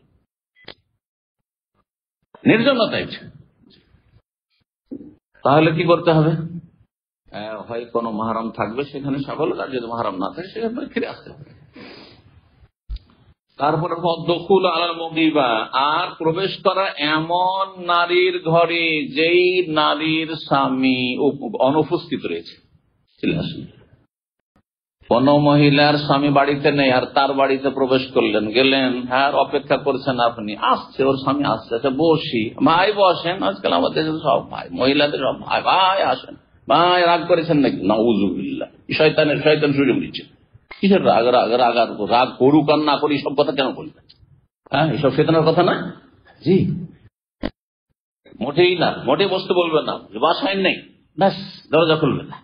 5232 নম্বর হাদিস, হাদিস ওকবিন আমির রাদিয়াল্লাহু তাআলা বলেন, আন্না রাসূলুল্লাহ সাল্লাল্লাহু আলাইহি ওয়াসাল্লাম বলেন, ইয়াকুম ওয়া দুখুল আলান নিসা, সাবধান সাবধান তোমরা নারীদের কাছে প্রবেশ করা থেকে। হে পুরুষরা, নারী যেখানে আছে সেখানে প্রবেশ করবে না। নারীদের এক দল যদি থাকে, কয়েকজন নারী বসে আছে, আর প্রয়োজনে সেখানে ঢুকেছে, আর পর্দা করে বসে আছে, জায়েজ, আর নির্জনতা সেখানে নেই। ফাকালা রাজুলুন, জনক পুরুষ বলল, মিনাল আনসার, আনসারি একজন পুরুষ লোক বলল, ইয়া রাসূলুল্লাহ আফারাআইতাল হাম্মু, আচ্ছা বলুন তো দেবর সম্পর্কে। কারণ দেবর হচ্ছে মহিলার স্বামীর ভাই, আর দেবর ভাইয়ের বাড়িতে যাবেই, ভাইয়ের বাসায় যাবেই, তো এখানে কি করবে? এখন বাড়িতে হয়তো ভাই নেই, কে আছে? শুধু ভাইয়ের স্ত্রী, ভাবি আছে, বা ছোট ভাইয়ের স্ত্রী আছে, আর সেখানে বড় ভাই আছে। আমাদের ভাসুরকে তো শ্বশুর মনে করে, এটা হিন্দু সভ্যতা। আলোচনা হিন্দুদের পাশে বসবাসের জন্য, হ্যাঁ, আমাদের দেশের মহিলারা ভাসুরকে শ্বশুরের মতো মানে, হ্যাঁ, আর ওই রকম শ্বশুর যেমন মাহারাম, তো ভাসুরও মাহারাম না, না মাহারাম না, হারাম তার সাথে সফর করা, হারাম তার সাথে নির্জনতা। আচ্ছা, তারপর আর একটি নাজায়েজ দিক আছে এদিকে, ভাসুরকে শ্বশুরের মতো মনে করে তাকে এত ভয় পায় আর এত সতর্ক থাকে, হ্যাঁ, অথচ বুড়ো হয়ে গেছে, তারপরে হচ্ছে ভালো করে কথা বলবে না। কিন্তু দেবর, হ্যাঁ, দেবরের সাথে একবারে ফ্রি, নির্জনে ফ্রি। নাউযুবিল্লাহ, বিয়ের শাদীর পরে দেবরের সাথে এক প্লেটে খাবে। স্বামী স্ত্রী যদি বললো তোমরা স্বামী স্ত্রী দুজনে খাও, বলছেন না, লজ্জা লাগে। এটা হচ্ছে আমাদের জাতির কুসংস্কার, বাঙালি জাতির। স্বামী স্ত্রী এক প্লেটে খেলে কোনো দোষ নাই, সবার সামনে ও যদি খায়, বিয়ে হয়েছে আর তারপরে নিয়ে গেছে, হ্যাঁ, আপনি আপনার স্ত্রীকে নিয়ে আসছেন, এক প্লেটে বসে খাচ্ছে, আর লোকজন যদি আপনার বাড়ির লোকেরা দেখো আপনার ভাই, কোনো অসুবিধা আছে? কিন্তু স্বামীর সাথে লজ্জা পায়, স্বামীর হাত ধরতে লজ্জা পায়, হ্যাঁ, আর দেবরের সাথে কোনো লজ্জা পায় না, দেবরের সাথে খেতে হবে। নাউযুবিল্লাহ, আমাদের দেশের দেবররাও এত অসৎ, অধিকাংশ লিখতে, যে এরা মনে করে যে ভাবির সাথে একবার খেতেই হবে, ভাবির সাথে রহস্য মজাক করতে হবে, আমোদ ফুর্তি করতে হবে। এই কুসংস্কার দেখে তিক্ত অভিজ্ঞতার পরে বলছি, ইল্লা মাশাআল্লাহ, হাজার একটি ঘরে এরকম পর্দা, ইসলামিক পর্দা আমাদের দেশে সব করে একটাও নেই, ইল্লা মাশাআল্লাহ। গ্রামের লোকের পর্দা নেই, আত্মীয়ের পর্দা নেই, পাশের বাড়ির লোকের সাথে পর্দা নেই। কোন পর্দা হইল? কোন পর্দা হইল? হ্যাঁ, বাইরে বোরখার পর্দা আছে, কিন্তু ঘরের ভিতরে পর্দা, ভিতরে ঢুকে গেলে সব ফির। কিসের পর্দা হইল? ঘরের ভিতরে পর্দা থাকতে হবে। আমি পর্দা কিন্তু তিনটা বলেছি, কে বলতে পারেন এই প্রশ্ন উত্তর? 3 জায়গায় পর্দা থাকতে হবে। দেখি, মাঝে মাঝে পরীক্ষা করা যায়। পর্দা 3 জায়গায় থাকতে হবে, বলেন। একটা এখানে পর্দা থাকতে হবে, ইমানি পর্দা, কথা বোঝা গেছে। আর একটা হচ্ছে ঘরের বাইরে পর্দা, মহিলা যখন বাইরে যাবে তখন ইউদিনিন আলাইহিন্না মিন জালাবিবিনা, লম্বা কাপড় দিয়ে, আজকাল বোরখা, হ্যাঁ বোরখা, বিনা বোরখাতে বাইরে বেরোবে না, শাড়ি পরে সালোয়ার কামিজ পরে বেরোবে না, জি, আর ওনা পরে বেরোবে না। আর কি? ঘরের ভিতরে পর্দা থাকতে হবে। এই 3 পর্দা যদি না থাকে পর্দা নেই। বোরখা পরে দিনই বোন, আজকাল কিছু আছে এরকম, বোরখা পরে, হ্যাঁ টুপি পাঞ্জাবি লাগিয়ে দিনই বোন, আর এই দিকে ঠিক হচ্ছে ভিডিও কলে কোরআন শিক্ষা দিচ্ছে হাফেজ সাহেব। নাউযুবিল্লাহ, কথা বলছেন, কত ভালো কাজ, সবের কাজ করছে, কোরআন শিখাচ্ছে, হেদায়েত করছে। নাউযুবিল্লাহ, কিসের পর্দা এগুলো? জি। ওই সাহাবী আনসারী বলেন, ইয়া রাসূল আফারাইতাল হামু, আচ্ছা বলুন তো দেবর সম্পর্কে শরীয়তের বিধান কি? কালা, আরে দেবর বলছো, শোনো, আল হামু আল মউত, দেবর তো হচ্ছে মরণের সমতুল্য, মরণের সদৃশ। মরণের সাথে কেন তুলনা করলেন দেবরকে? বলেন, কে বলতে পারে? হাত তুলুন। হ্যাঁ,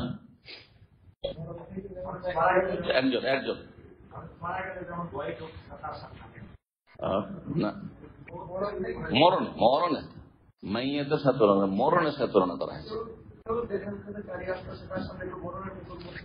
মানুষ, কোন ব্যক্তি, হ্যাঁ, নিজে থেকে মরতে চাই না, ঠিক না? একমাত্র বোকা আত্মহত্যাকারী, দুনিয়ার জাহান্নাম, আখিরাতের জাহান্নাম, ঠিক না? মানুষ যথাসাধ্য নিজেকে মরণ থেকে বাঁচাবার চেষ্টা করে। দেবর কাছাকাছি থাকবে, কারণ তোমার স্বামীর ভাই, সুতরাং হ্যাঁ কি করো, তার থেকে ওই রকমই বেঁচে থাকার জন্য সর্বাত্মক চেষ্টা করো, যেমন মরণ থেকে সর্বাত্মক বাঁচার একজন মানুষ, হ্যাঁ মানুষ না, একটা প্রাণী চেষ্টা করে, যার প্রাণ আছে, বাঁচার চেষ্টা করে। বোঝা গেছে? মরণ থেকে এত বাঁচার চেষ্টা করেও যেমন মরতে হয়, এদিকেও সাদৃশ্যতা আছে। হ্যাঁ, মরতেই হবে, ঠিক তেমনি স্বামীর যেহেতু ভাই, স্বামীর বাড়ি আসবেই, এই নয় যে দূরের গ্রামের লোকের মতো অথবা দূরের লোকের মতো, হ্যাঁ স্বামীর বাড়ি আসবে, সুতরাং কাছাকাছি হয়তো আসবে, কিন্তু খবরদার, এখানে ফিতনার সম্ভাবনা আরো বেশি। আমাদের মুসলিম সমাজে জেনা হয় বনজামাই ভগ্নিপতি, হ্যাঁ শালীদের সাথে, আর না হলে ভাবিদের সাথে। নাউযুবিল্লাহ, এই দুটো সবচেয়ে বড় ফিতনা, সবচেয়ে বড় ফিতনা। এখানে বেশি সতর্ক, আলহামু আল মউত, আল্লাহ হেফাজত করুন। 5233 নম্বর হাদিস, ইবনে আব্বাস রাদিয়াল্লাহু তাআলা আনহুমা বলছেন, নবী সাল্লাল্লাহু আলাইহি ওয়াসাল্লাম বলেন, লা ইয়াখলুওয়ান্না রাজুলুন বিইমরাতিন ইল্লা মাযি মাহরাম, কোন পুরুষ যেন কোন বেগানা নারীর সাথে নির্জনতায় না যায়, ইল্লা মাযি মাহরাম, তবে মাহরাম যদি থাকে তো সেখানে প্রয়োজনে যেতে পারে। মাহরামের সাথে আছে বা মেয়ে বসে আছে, আর সেখানে আপনার বসে আসেন চলে আসেন, আর পর্দা করে মেয়ে বসে আছে, পর্দা করে থাকতে হবে। আবার এই নয় যে পর্দা ঘোরাঘুরি করে। এক ব্যক্তি দাঁড়ালো আর বলে, ইয়া রাসূলুল্লাহ, ইমরাতি খারাজাত হাজ্জাতান, আমার স্ত্রী হজের উদ্দেশ্যে বেরিয়েছে, হজে প্রস্তুতি। তাহলে এই সময়কাল ছিল, এই যে হজে যাওয়ার সময়, এই সময়গুলো ছিল জিলকাদা মাস ছিল, হজে সে বেরিয়েছে। আমাকে তালিকাভুক্ত করা হয়েছে অমুক অমুক যুদ্ধে যাওয়ার জন্য, যে অমুক যুদ্ধে তোমাকে যেতে হবে, তোমার নাম লিস্ট করা আছে। হ্যাঁ, আমি নাম লিখিয়ে ফেলেছি, উক্তদীপ্ত মানে নাম লিখিয়ে ফেলেছি। সাহাবায়ে কেরাম কি করতেন, কিছু কিছু জেহাদ ধরেন সময় আছে, শুরু হবে, কে কে নাম লিখাচ্ছে ইখতিয়ারি, আর কখনো কখনো আমার সবকে যেতে হবে। তো আমি অমুক অমুক কি যুদ্ধে নাম লিখিয়ে ফেলেছি, কাল এখন কোথায় যাব? যুদ্ধে তালিকাভুক্ত হয়েছে, নাম লিখেছি, সেখানে যাব? আর স্ত্রী একা হজে যাবে? না, স্ত্রীর সাথে আমি হজে যাব, এই যুদ্ধের নাম লেখা সত্ত্বেও আমি যুদ্ধে যাব না। কি বলছেন নবী সাল্লাল্লাহু আলাইহি ওয়াসাল্লাম? দেখেন আজকাল অনেক মহিলারা পশ্চিমা দেশ থেকে আবেগে হজ করতে চলে আসে, বিভিন্ন দেশ থেকে চলে আসছে। আমার বোন যাচ্ছে, বোনের সাথে বোনের স্বামী আছে, আর তারপরে আমাদের কয়েকজন মহিলা আছে, আর একটা কাফেলা মহিলা কাফেলাতে যাচ্ছে। সবগুলি না যায়, সব না যায়। বিনা মাহরামে হজে আসা, ওমরায় আসা না যায়, কাজ গুনার কাজ। ওলামারা বলেছেন যদি এরকম আল্লাহ রাসূল নাফরমানি করে চলে আসে, হজ হবে কিন্তু গুনাহগার হবে। হজ হবে, হজে মাবরুর হবে না। কেন? হজে মাবরুরের শর্ত হচ্ছে গুনাহ মুক্ত হজ। আপনি গুনাহ করলেন, হজ হবে মানে ফরজ হজ আদায় হয়ে যাবে। হ্যাঁ, হজের যতটা নাকি আল্লাহ দেওয়ার আল্লাহ ভালো জানছেন দেবেন, কিন্তু হজ মাবরুর যেটি, যার একবার নিশ্চিত জান্নাত প্রতিদান, সেটা থেকে বঞ্চিত থাকবে। আর বিনা মাহরামে সফর করার কারণে সে গুনাহগার, এই গুনাহ নিয়ে ফিরে যাবে। নবী সাল্লাল্লাহু আলাইহি ওয়াসাল্লাম বললেন ওই সাহাবী কি বলেছিল? যে আমি যুদ্ধের নাম লিখেছি আর আমার স্ত্রী হজে রওনা দিয়েছে বা যাবে, এখন যেতে চাইছে।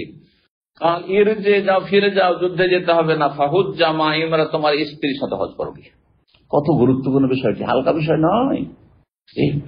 113 নম্বর অধ্যায় বলছেন বাবু মায়াজুজাই একলু আর রাজুল বিল মারাতি। অধ্যায় হচ্ছে যে কোন পুরুষ যদি কোন নারীর সাথে নির্জনতা অবলম্বন করে, নির্জনে কথা বলে, ইনদান নাস, কিন্তু লোকজনের সামনে, ইনদান নাস, লোকজনের সামনে। যেমন আপনারা এখানে বসে আছেন, আর একজন নারী আসলো, আর আপনার আমার কথা শুনছেন না, কি বলছে, ও এসে এখানে এসে মশলা জিজ্ঞেস করলো, অথবা কিছু তার সমস্যার কথা বললো, যে আমি এরকম সমস্যা হচ্ছে। আপনারা দেখছেন, হ্যাঁ, যে আমার অবস্থান দেখছেন আর সে মহিলার অবস্থান দেখছেন, এটা জায়েজ কিনা? না আপনাদেরকে কথাটা শুনতে হবে সবাইকে, কি কথা বলছেন না শোনো, কারণ এখানে ফিতনার আশঙ্কা নেই, এখানে ফিতনার আশঙ্কা নেই। সুতরাং জায়েজ। লোকজনের সামনে, জানেন মার্কেটে লোকজন আছে, হ্যাঁ, যে কোনো জায়গায় লোকজন চলাফেরা সবসময় করছে, নির্জনতা নেই, ঘরের ভিতরেও নাই নির্জনতায়, আর ঘরের বাইরেও নির্জনতা নাই, রাস্তাঘাটে কোন লোক নেই। রমজান মাসের সকালবেলা সৌদি আরব একজন লোক, জনশূন্য একবারে রাস্তাঘাট, আর সেই সময় একজন মহিলার সাথে রাস্তাতে যদি কথা বলে চলবে? নির্জনতা সেটা, যদিও রাস্তাঘাটে সেটা, কিন্তু সবসময় লোকজন ডানে বামে চলাফেরা করতে আছে এইসব মার্কেট এরিয়াতে, আর একজন মহিলা একজন পুরুষের সাথে কথা বলছে, না যাইজ? না যাইজ না। তো তাই বলছেন ইমাম বুখারী রাহিমাহুল্লাহ তাহলে মাসলা বলে দিচ্ছেন যে যদি লোকজনের সামনে হয় আর একজন মহিলা পার্সোনাল কথা বলতে চাইছে কারোর সাথে, জায়েজ আছে। দেখছেন যে কি অবস্থানে আছে। 5234 নম্বর হাদিস বর্ণনা করছেন হিশাম, তিনি বলছেন সামনে তো আমি আনাস বিন মালিক রাদিয়াল্লাহু তাআলা আনহুকে বলতে শুনেছি, তিনি বলেন জাআত ইমরাতুন আনসার, আনসারীদের জনৈক মহিলা একবার আসলো ইলান নবী সাল্লাল্লাহু আলাইহি ওয়াসাল্লামের কাছে, ফাখালা বিহা, তারপরে তার সাথে নির্জনে কথা বলতে লাগলো। মানে আমাদের সামনে আমরা আছি, আর তার সাথে পৃথক হয়ে নির্জনে কথা বলতে লাগলো। ফাকালা, তখন নবী সাল্লাল্লাহু আলাইহি ওয়াসাল্লাম তাকে বললেন, আগের যে কথা বলেছিল তারপর সেগুলি শেষ হওয়ার পরে বলে, ওয়াল্লাহি, আল্লাহর কসম করে বলছি, ইন্নাকুম লা আহাব্বুন নাসি ইলাইয়া, নবী সাল্লাল্লাহু আলাইহি ওয়াসাল্লাম আনসারীদেরকে সম্বোধন, আনসারী বংশের যেহেতু মহিলা, বললেন আনসারীরা, আনসারী বংশের তোমরা আমার কাছে সবচেয়ে প্রিয়জন, তোমরা আমাদের কাছে কি, বা আমার কাছে সবচেয়ে প্রিয়জন। যদি এই কথা বলেন এখানে সামনে কোন একজন মহিলা যে আল্লাহর জন্য সে আপনাকে ভালোবাসে, হ্যাঁ, ফিতনা আছে? ফিতনা নেই, কিন্তু নির্জনে যদি বলা বলি হয়, নির্জনে একজন পুরুষ একজন মহিলা, তখন ফিতনার আশঙ্কা আছে, বুঝতে পারছেন না? তখন জায়েজ না, তখন জায়েজ না। 114 নম্বর অধ্যায় বলছে বাবু মায়ুন হামিন দুখুলি মুতাশাব্বিহিনা ফিন নিসা আলাল মারআতি। অধ্যায় হচ্ছে যারা নারীর বেশভূষা ধারণকারী পুরুষ, নারী বেশের যেসব পুরুষরা নারীর মতো বেশভূষা দেয়, এইসব পুরুষদের প্রবেশ করা মহিলাদের কাছে নিষেধ। অর্থাৎ এমন মানুষ যে মেয়েলি, পুরুষ, কিন্তু মেয়েলি খানিটা কি আছে, তার আচার আচরণ আছে, স্বভাব আছে, সৃষ্টিগত হোক অথবা কথাবার্তা মেয়ের মতো, যাদেরকে আমাদের সমাজে সাধারণ ভাষায় হিজড়া বলা হয়, হিজড়াটা, তাই না? তো নারীর বেশধারী বা বেশধারী পুরুষ, নারীর বেশধারী পুরুষদের মহিলাদের কাছে আসা নিষেধ। তাহলে হিজড়া যারা, আর হিজড়া যদি মাঝামাঝি থাকে, কিছু পুরুষের লক্ষণ তার আছে আর কিছু মহিলার লক্ষণও আছে, তাহলে মহিলাদের মজলিসে মহিলাদের কাছে আসতে দেওয়া হবে না, মহিলাদের মধ্যে আসতে দেওয়া যাবে না। শুধু যদি পুরুষের মতো যারা হিজড়া থাকে তারা তিন রকম হয়। একটা হচ্ছে যে একেবারে পুরুষের মতো, সামান্য একটু হয়তো কথাবার্তা কিসের মতো, নারীদের মতো হয়তো সামান্য কিছু লক্ষণ আছে, কিন্তু শরীরের কথাবার্তা সবকিছুতে প্রায় পুরুষের মতো, এমনকি তার গুপ্তাঙ্গের ক্ষেত্রে পুরুষের মতো, তাহলে পুরুষদের সাথে থাকবে। আর যদি এমন হয় যে এমন হিজড়া যে নারীদের মতোই সবকিছু, সামান্য কিছু পুরুষদের কি আছে, খানিকটা সদৃশ্যতা আছে, তাহলে আশা থাকবে, মহিলাদের কাছে যেতে পারবে। কিন্তু মাঝামাঝি যারা, মাঝামাঝি খনসা মুশকিল ওদেরকে বলা হয়, ফিকহের ভাষায়, ফরায়েদের ভাষাতে খনসা মুশকিল, মাঝামাঝি পুরুষদেরও বেশ বেশ কিছু আছে। গুপ্তাঙ্গের ক্ষেত্রে দুটো গুপ্তাঙ্গ আছে, হ্যাঁ, পেশাবের রাস্তা দুটো আছে। এখন এইরকম যাদের মধ্যে যে অর্ধেকটা পুরুষের মতো অর্ধেকটা মহিলার মতো, তারা পুরুষদের কাছে আসলেও ফিতনার কারণ হতে পারে, মহিলার কাছে গেলেও ফিতনার কারণ হতে পারে। কিন্তু আমাদের সমাজে যে আপনার হিজড়াদেরকে একবারে সমাজ থেকে তাড়িয়ে দিচ্ছে, বাড়ি থেকে তাড়িয়ে দিচ্ছে, তাদের পরিচর্যা করছে না, তাদের প্রতিপালন করছে না, বাপ মারা, এটা হারাম না কাজ করছে। বাপ মার জন্য হারাম যে এদেরকে তাড়িয়ে দেবে আর তারা কি একটা গ্যাং হয়ে যাবে হিজড়াদের, এটা জায়েজ নয়। এটা সরকারকে সামলানো উচিত, এবং যাদের বাড়িতে যাদেরকে আল্লাহ রাব্বুল পরীক্ষা করেছেন এইরকম ছেলে মেয়েদের, তাদের উপর ফরজ কাজ না হলে তারা জবাব দিবে হাসরের মাঠে। জি, 5235 নম্বর হাদিস বলছেন, হাদিস বর্ণনাকারী যায়েনব বিনত উম্মে সালামার মেয়ে যায়েনব, তিনি বর্ণনা করেছেন তার মা উম্মে সালামা রাদিয়াল্লাহু তাআলা আনহা থেকে, আনহুন্না আন্নান নবী সাল্লাল্লাহু আলাইহি ওয়াসাল্লাম কানা ইনদাহা, নবী সাল্লাল্লাহু আলাইহি ওয়াসাল্লাম একদিন উম্মে সালামা রাদিয়াল্লাহু বাড়িতে ছিলেন, তার যে সহধর্মিণী উম্মে সালামা তার ঘরে ছিলেন। ওয়াফিল বাইতে মুখান্নাসুন, সেই দিন তার বাড়িতে একটি মেয়েলি পুরুষ ছিল। মুখান্নাস, এই যে মুখান্নাস মানে হিজড়া, খনসা মানে হয় হিজড়া, আর মুখান্নাস মানে কে ছিল, মেয়েলি পুরুষ, মানে মেয়েদের মতো তার স্বভাব, চলাফেরা, কথাবার্তা, কিন্তু তার মধ্যে একটি কি আছে, পুরুষের মতো খাটিয়ে আছে, মেয়েলি পুরুষ।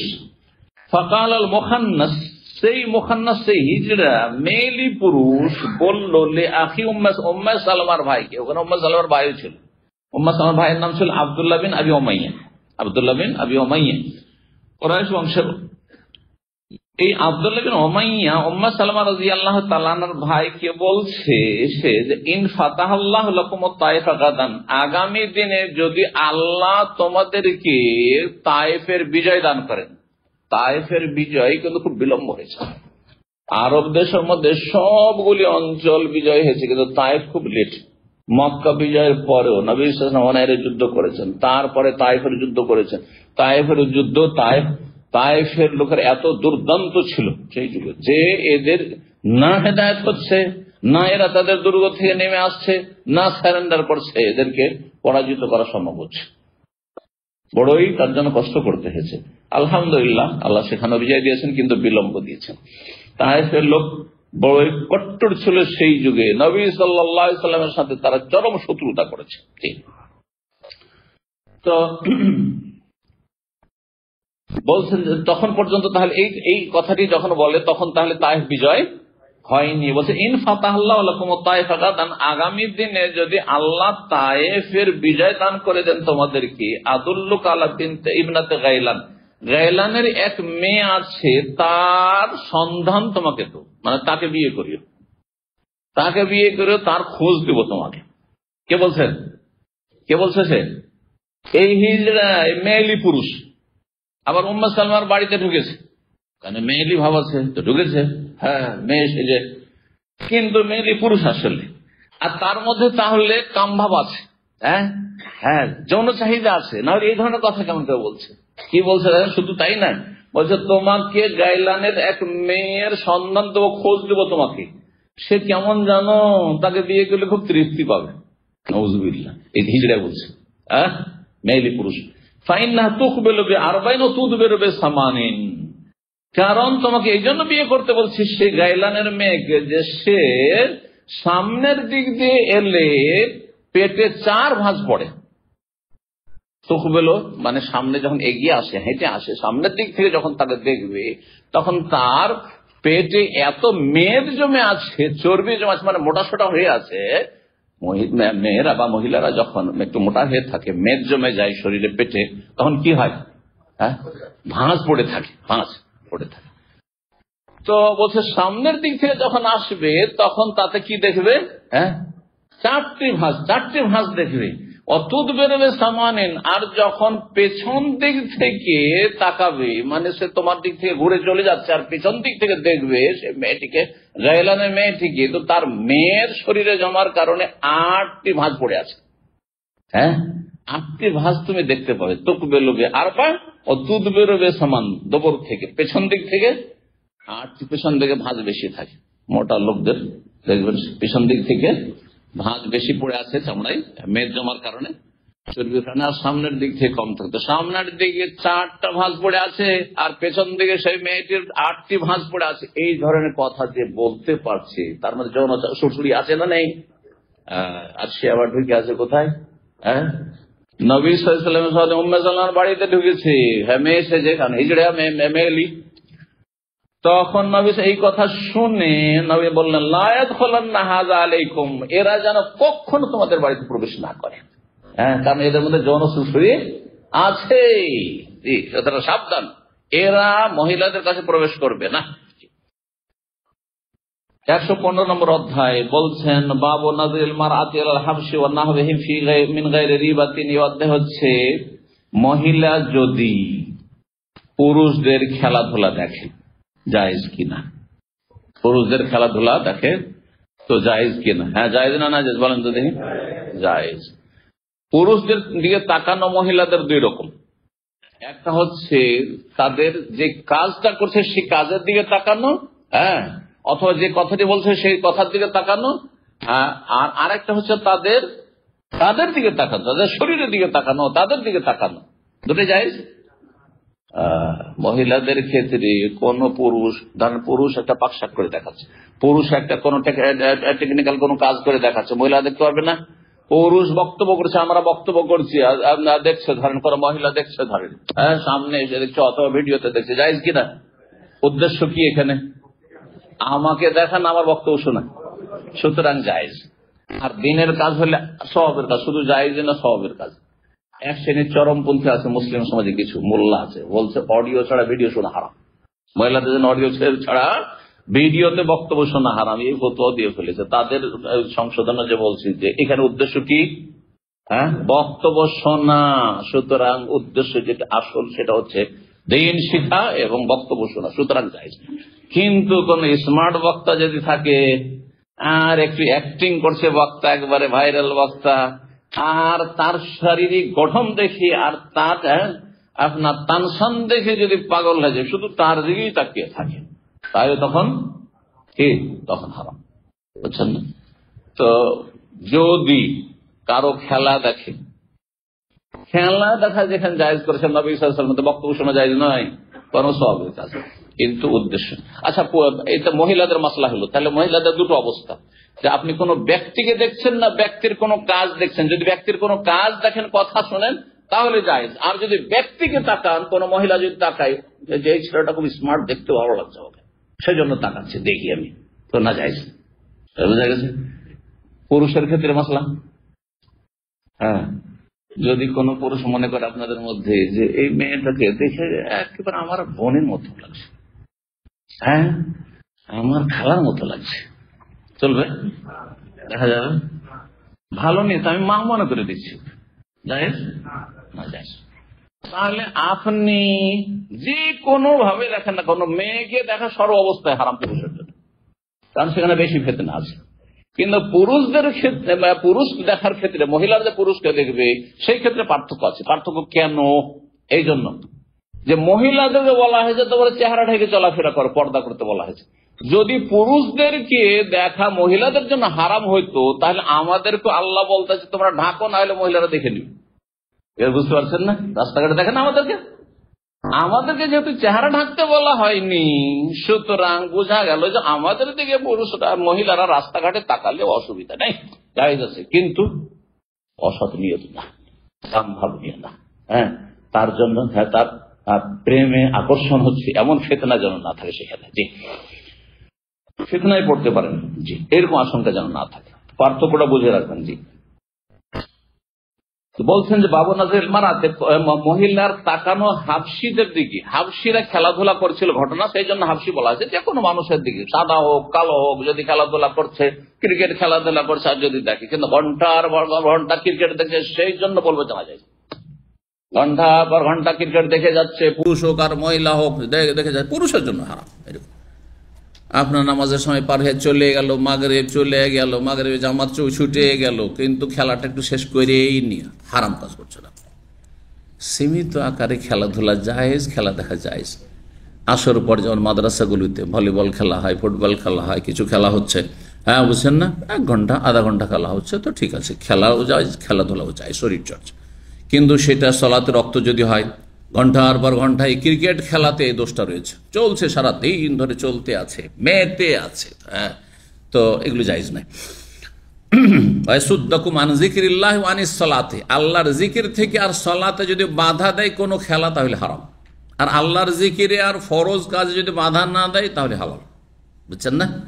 কোরআনে মদ, জুয়া এসব সম্পর্কে আল্লাহ রাব্বুল এই কথাও বলেছেন যেগুলো হারাম। কেন? তার কারণ হচ্ছে যে আল্লাহর জিকিরে বাধা দেয়, আর কিসে বাধা দেয়? আনিস সালাত, সালাতে বাধা দেয়। তো হ্যাঁ বলছেন যে হাবশিদের দিকে তাকানো বা অন্য কারো দিকে তাকানো মহিলার মিন গায়রি রিবাতিন, কিন্তু সন্দেহজনক যেন না হয়, এনে সন্দেহজনক অবস্থায় যেন না থাকে, তাকাচ্ছে কিন্তু সেটা যেন নারী ফিতনায় পড়তে যাচ্ছে, পুরুষের ফিতনায় পড়তে যাচ্ছে, এমনটা না হয়। 5236 নম্বর হাদিস মনে করছেন আয়েশা রাদিয়াল্লাহু তাআলা আনহা, তিনি বলেন যে রাআইতুন নবী, আমি নবী সাল্লাল্লাহু আলাইহি ওয়াসাল্লামকে দেখেছি, ইয়াসতুরনি বিরিদাই, তিনি আমাকে তার চাদর দিয়ে কি করছিলেন? আড় করছিলেন, পর্দা করছিলেন। আর মা আয়েশা রাদিয়াল্লাহু তাআলা তার ঘর থেকে, ঘরের জানালা দিয়ে দেখছিলেন, চাদর দিয়ে আড় করে আছেন। ওয়ান আনজুরাল হাবাসাতে, সেই সময় হাবশীদের দিকে তাকাচ্ছিলাম, ইয়াল আমুনা ফিল মাসজিদ, যারা মসজিদের আঙিনায় খেলাধুলা করছিল, মসজিদের বারান্দায় তারা খেলাধুলা করছিল, ঈদের দিন ছিল, খেলাধুলা করছিল। আর মসজিদের সাথেই নবী সাল্লাল্লাহু আলাইহি সাল্লামের স্ত্রী আয়েশা রাদিয়াল্লাহু তাআলা আনহার কক্ষ, সেখান থেকে দেখছিলেন পুরুষদের নজর পড়তে পারে, সেই জন্য চাদর দিয়ে কি করছিলেন? পর্দা করছিলেন আয়েশাকে। হাত্তা আকুনা আনাল্লাযী আসাম, এতক্ষণ পর্যন্ত আমি দেখতে থাকলাম যে আমি নিজেই বিরক্ত হয়ে ছেড়ে দিলাম। তার মানে বেশ কিছুক্ষণ আমি বা দীর্ঘক্ষণ আমি এই খেলা দেখেছিলাম তাদের। দীর্ঘক্ষণ মানে আজকালকার ক্রিকেটের মতো দীর্ঘক্ষণ, মানে আধা ঘন্টা 1 ঘন্টা এরকম আর কি। ফাকদুরু কাদাল জারিয়াতিল হাদিসাতে সিন, তোমরা হ্যাঁ আন্দাজ করো, হ্যাঁ অনুমান করো, ফাকদুরু অনুমান করো একজন অল্প বয়সিকা বা অল্প বয়স্কা বালিকার কথা, যে আল হারিস আল্লাহ, যে খেলাধুলার ক্ষেত্রে অত্যন্ত আগ্রহী। কারণ অল্প বয়সের মেয়েরা খেলাধুলা পছন্দ করে, খেলাধুলা দেখতেও পছন্দ করে, খেলাধুলা করতেও পছন্দ করে। তো কতক্ষণ আমি দেখেছি, কিন্তু নবী সাল্লাল্লাহু আলাইহি ওয়াসাল্লাম আমাকে কি বাধা দেননি এবং বারণও করেননি। তাহলে প্রয়োজনে এরকম আপনার স্ত্রী, আপনার মেয়েরা বা বোনেরা যদি কিছুক্ষণের জন্য খেলা দেখে আর কোনো ফিতনা সেখানে আশঙ্কা নেই, তাহলে কোনো অসুবিধা নেই। জি, 116 নম্বর বলছেন 5237 নম্বর হাদিস অধ্যায়, বলছেন বাবা খুরুজুন নিসাল ওয়াহাইজান, এই অধ্যায় হচ্ছে নারীদের কোনো প্রয়োজনে বাড়ির বাইরে যাওয়া জায়েজ না জায়েজ নয়? জায়েজ। এ কথা বলবেন না যে সব কিনে দেবো, তোমার বাড়ির বাইরে যেতে দেবো না, জেলখানায় বন্ধ থাকো, না, এটা ঠিক নয়। কোনো প্রয়োজনে মহিলারা যেতে পারে। 5237 নম্বর হাদিস বর্ণনা করেছেন আয়েশা রাদিয়াল্লাহু তাআলা বলেন, খারাজাত সাউদাতু বিনত জামাহ, সৌদা বিনতে জামা রাসূলুল্লাহ সাল্লাল্লাহু আলাইহি সাল্লামের সহধর্মিনী, তিনি একবার বেরোলেন রাতে যেতেন কি জন্য? বাইরে তারা শৌচকার্য সম্পাদন, তখন বাড়িতে টয়লেটের ব্যবস্থা ছিল না, বাথরুমের ব্যবস্থা ছিল না, সেই জন্য মাঠে ঘাটে একটু বাইরে যেতেন রাতের অন্ধকারে। তাহলে এইরকম পরিস্থিতিতে ফিতনার কোনো আশঙ্কা নেই, হ্যাঁ, তাহলে বাণিজ্য ক্ষুণ্ণ হবে এরকম কোনো আশঙ্কা নেই। আর বাড়িতে পায়খানার ব্যবস্থা নেই, তো মহিলারা প্রয়োজনে রাতের অন্ধকারে বাইরে যেতে পারে, কিন্তু গিয়ে আবার বসে গল্প করতে পারে। একসময় গ্রামে গঞ্জে এরকম নোংরামিগুলো দেখা গেছে, মহিলারা দল বেঁধে চলে গেছে, হ্যাঁ, মাঠে গেছে পেশাব পায়খানা কাজ রাতের অন্ধকারে, ঠিক, কিন্তু আবার গল্প করছে, বসে বসে গল্প করছে, এটা কাজায় হাজাত করছে আর গল্প করছে, এটা হারাম, জায়েজ না এটা। বলছেন রাতে দেখেছেন ফারাহ ওমর রাদিয়াল্লাহু তাআলা আনহু দেখেছেন কাকে? সাউদাকে। ফারাফার চিনে ফেলেছেন। কিভাবে চিনলেন? রাতের অন্ধকার ছিল, যে সাউদা রাদিয়াল্লাহু খুব লম্বা মানুষ ছিলেন, জি হ্যাঁ, দীর্ঘদেহী মানুষ ছিলেন, তো খুব লম্বা, দেখে যে মদিনায় এরকম লম্বা মহিলা কেউ নেই, আর নবী সাল্লাল্লাহু আলাইহি ওয়াসাল্লাম বাড়ির আশপাশ থেকে আসেন, তো এই সাউদাই হবে। তাইলে তখন তিনি বলছে ইন্নাকি ওয়াল্লাহি ইয়া সাউদা, হে সাউদা, আল্লাহর কসম করে বলছি তুমি সাউদা, মা তাখফাইনা আলাইনা, তুমি লুকিয়ে থাকতে পারবে না, আমি দেখে ফেলেছি। কিন্তু উদ্দেশ্য হচ্ছে যাতে নবীর বিবি বাইরে না আসে। কেন আসবে বাইরে? ওমর রাদিয়াল্লাহু তাআলা তো কি ছিলেন? শক্ত ছিলেন। তিনি চাইতেন যে মহিলারা বাড়ির ভিতরে থাক, আর পর্দার বিধান না চলো, কেন বাইরে যাবে? জি, তো তখন বাড়ি ঘরে বা বাথরুমের ব্যবস্থা ছিল না, তো যাতে করে এইরকম ভাবে কিছু বলবো তাহলে আর লজ্জায়, হ্যাঁ, বাড়ির বাইরে আর আসবে না। মা তাখফা আলাইনা, তুমি নিজেকে গোপন রাখতে পারবে না, আমি চিনে ফেলেছি সাউদা তোমাকে। তাহলে বোঝা হলো বেগানা মহিলার সাথে প্রয়োজনে কথা বলা যাবে, এটা বোঝা গেল, কিন্তু ফিতনা যেন না থাকে। ফারাজাত, তাড়াতাড়ি করে ফিরে চলে আসেন নবী সাল্লাল্লাহু আলাইহি ওয়াসাল্লামের কাছে। ওমর এই কথা শুনে কষ্ট পেয়েছেন, তখন ফিরে চলে এসেছেন নবী সাল্লাল্লাহু আলাইহি ওয়াসাল্লামের কাছে। ফাযাকারাত যালিকাল, ঘটনাটি বর্ণনা করলেন যে ওমর এই ধরনের কথা আমাকে বলল। ওহু ফি হুজরাতি ইয়াতাআশা, সেই সময় রাসূলুল্লাহ সাল্লাল্লাহু আলাইহি ওয়াসাল্লাম, আয়েশা বলছেন, আমার ঘরে, আমার কক্ষে রাতের খাবার খাচ্ছিলেন, রাতের খাবার খাচ্ছিলেন। ওয়াইন্না ফি ইয়াদিহি লা আরকান, আর তার হাতে একটি আপনার ছিল, পায়া বা রান ছিল, যেটাতে হাড্ডিতে গোশত লেগে থাকে। ফামুনজিল আলাইহির সাথে সাথে ওহী নাজেল হলো, কোরআনের ওহী নাই, হাদিসের ওহী, এটি ওহী নাজেল হলো এই হুকুম। ফারফি আনহু, তারপরে সেই অবস্থা দূরীভূত হলো, মানে ওহী শেষ হলো। ওহ ইয়াকুল, তারপরে তিনি বললেন, নবী সাল্লাল্লাহু আলাইহি ওয়াসাল্লাম বললেন, কাদ আযানাল্লাহু লাকুন্না, আল্লাহ তোমাদেরকে অনুমতি দিয়েছেন, আন তাখরুজনা লিহাওয়াইজি কুন্না, তোমরা নিজের প্রয়োজন বোধে বাইরে যেতে পারো, প্রয়োজনে তোমরা বাইরে যেতে পারো। তারপরে আস্তে ধীরে বাড়ি ঘর হইলো, তারপরে বাথরুম তৈরি হলো, তারপরে আর নবী সাল্লাল্লাহু আলাইহি ওয়াসাল্লাম আর বাইরে যেতেন না। 117 নম্বর সর্বশেষ অধ্যায়, একটি হাদিস রয়েছে, বাবু ইস্তিজানিল মারাতে যাওজিহা, কোন মহিলা যদি স্বামীর কাছে অনুমতি চাই, ফিল গুরুজ আল মাসজিদ, মসজিদ যাওয়ার জন্য, আমি তারাবি পড়তে যাব, অথবা ফজরের সালাত পড়তে যাব, এশা পড়তে যাব, গায়রি, অন্য কোনো কাজে আমি একটু বাজারে যাব, অনুমতি চাই, তো অনুমতি দেবে কি দেবে না? যদি ফিতনার আশঙ্কা না থাকে, জানছে সে, তাহলে দিতে পারে। আর যদি নিরাপদ হয়, বাইরে নিরাপদ, মাঠঘাট নিরাপদ রয়েছে, অথবা বাজার নিরাপদ রয়েছে, তাহলে, কিন্তু যদি সন্দেহ থাকে সেখানে বা আশঙ্কা থাকে, তাহলে অনুমতি দেবে না।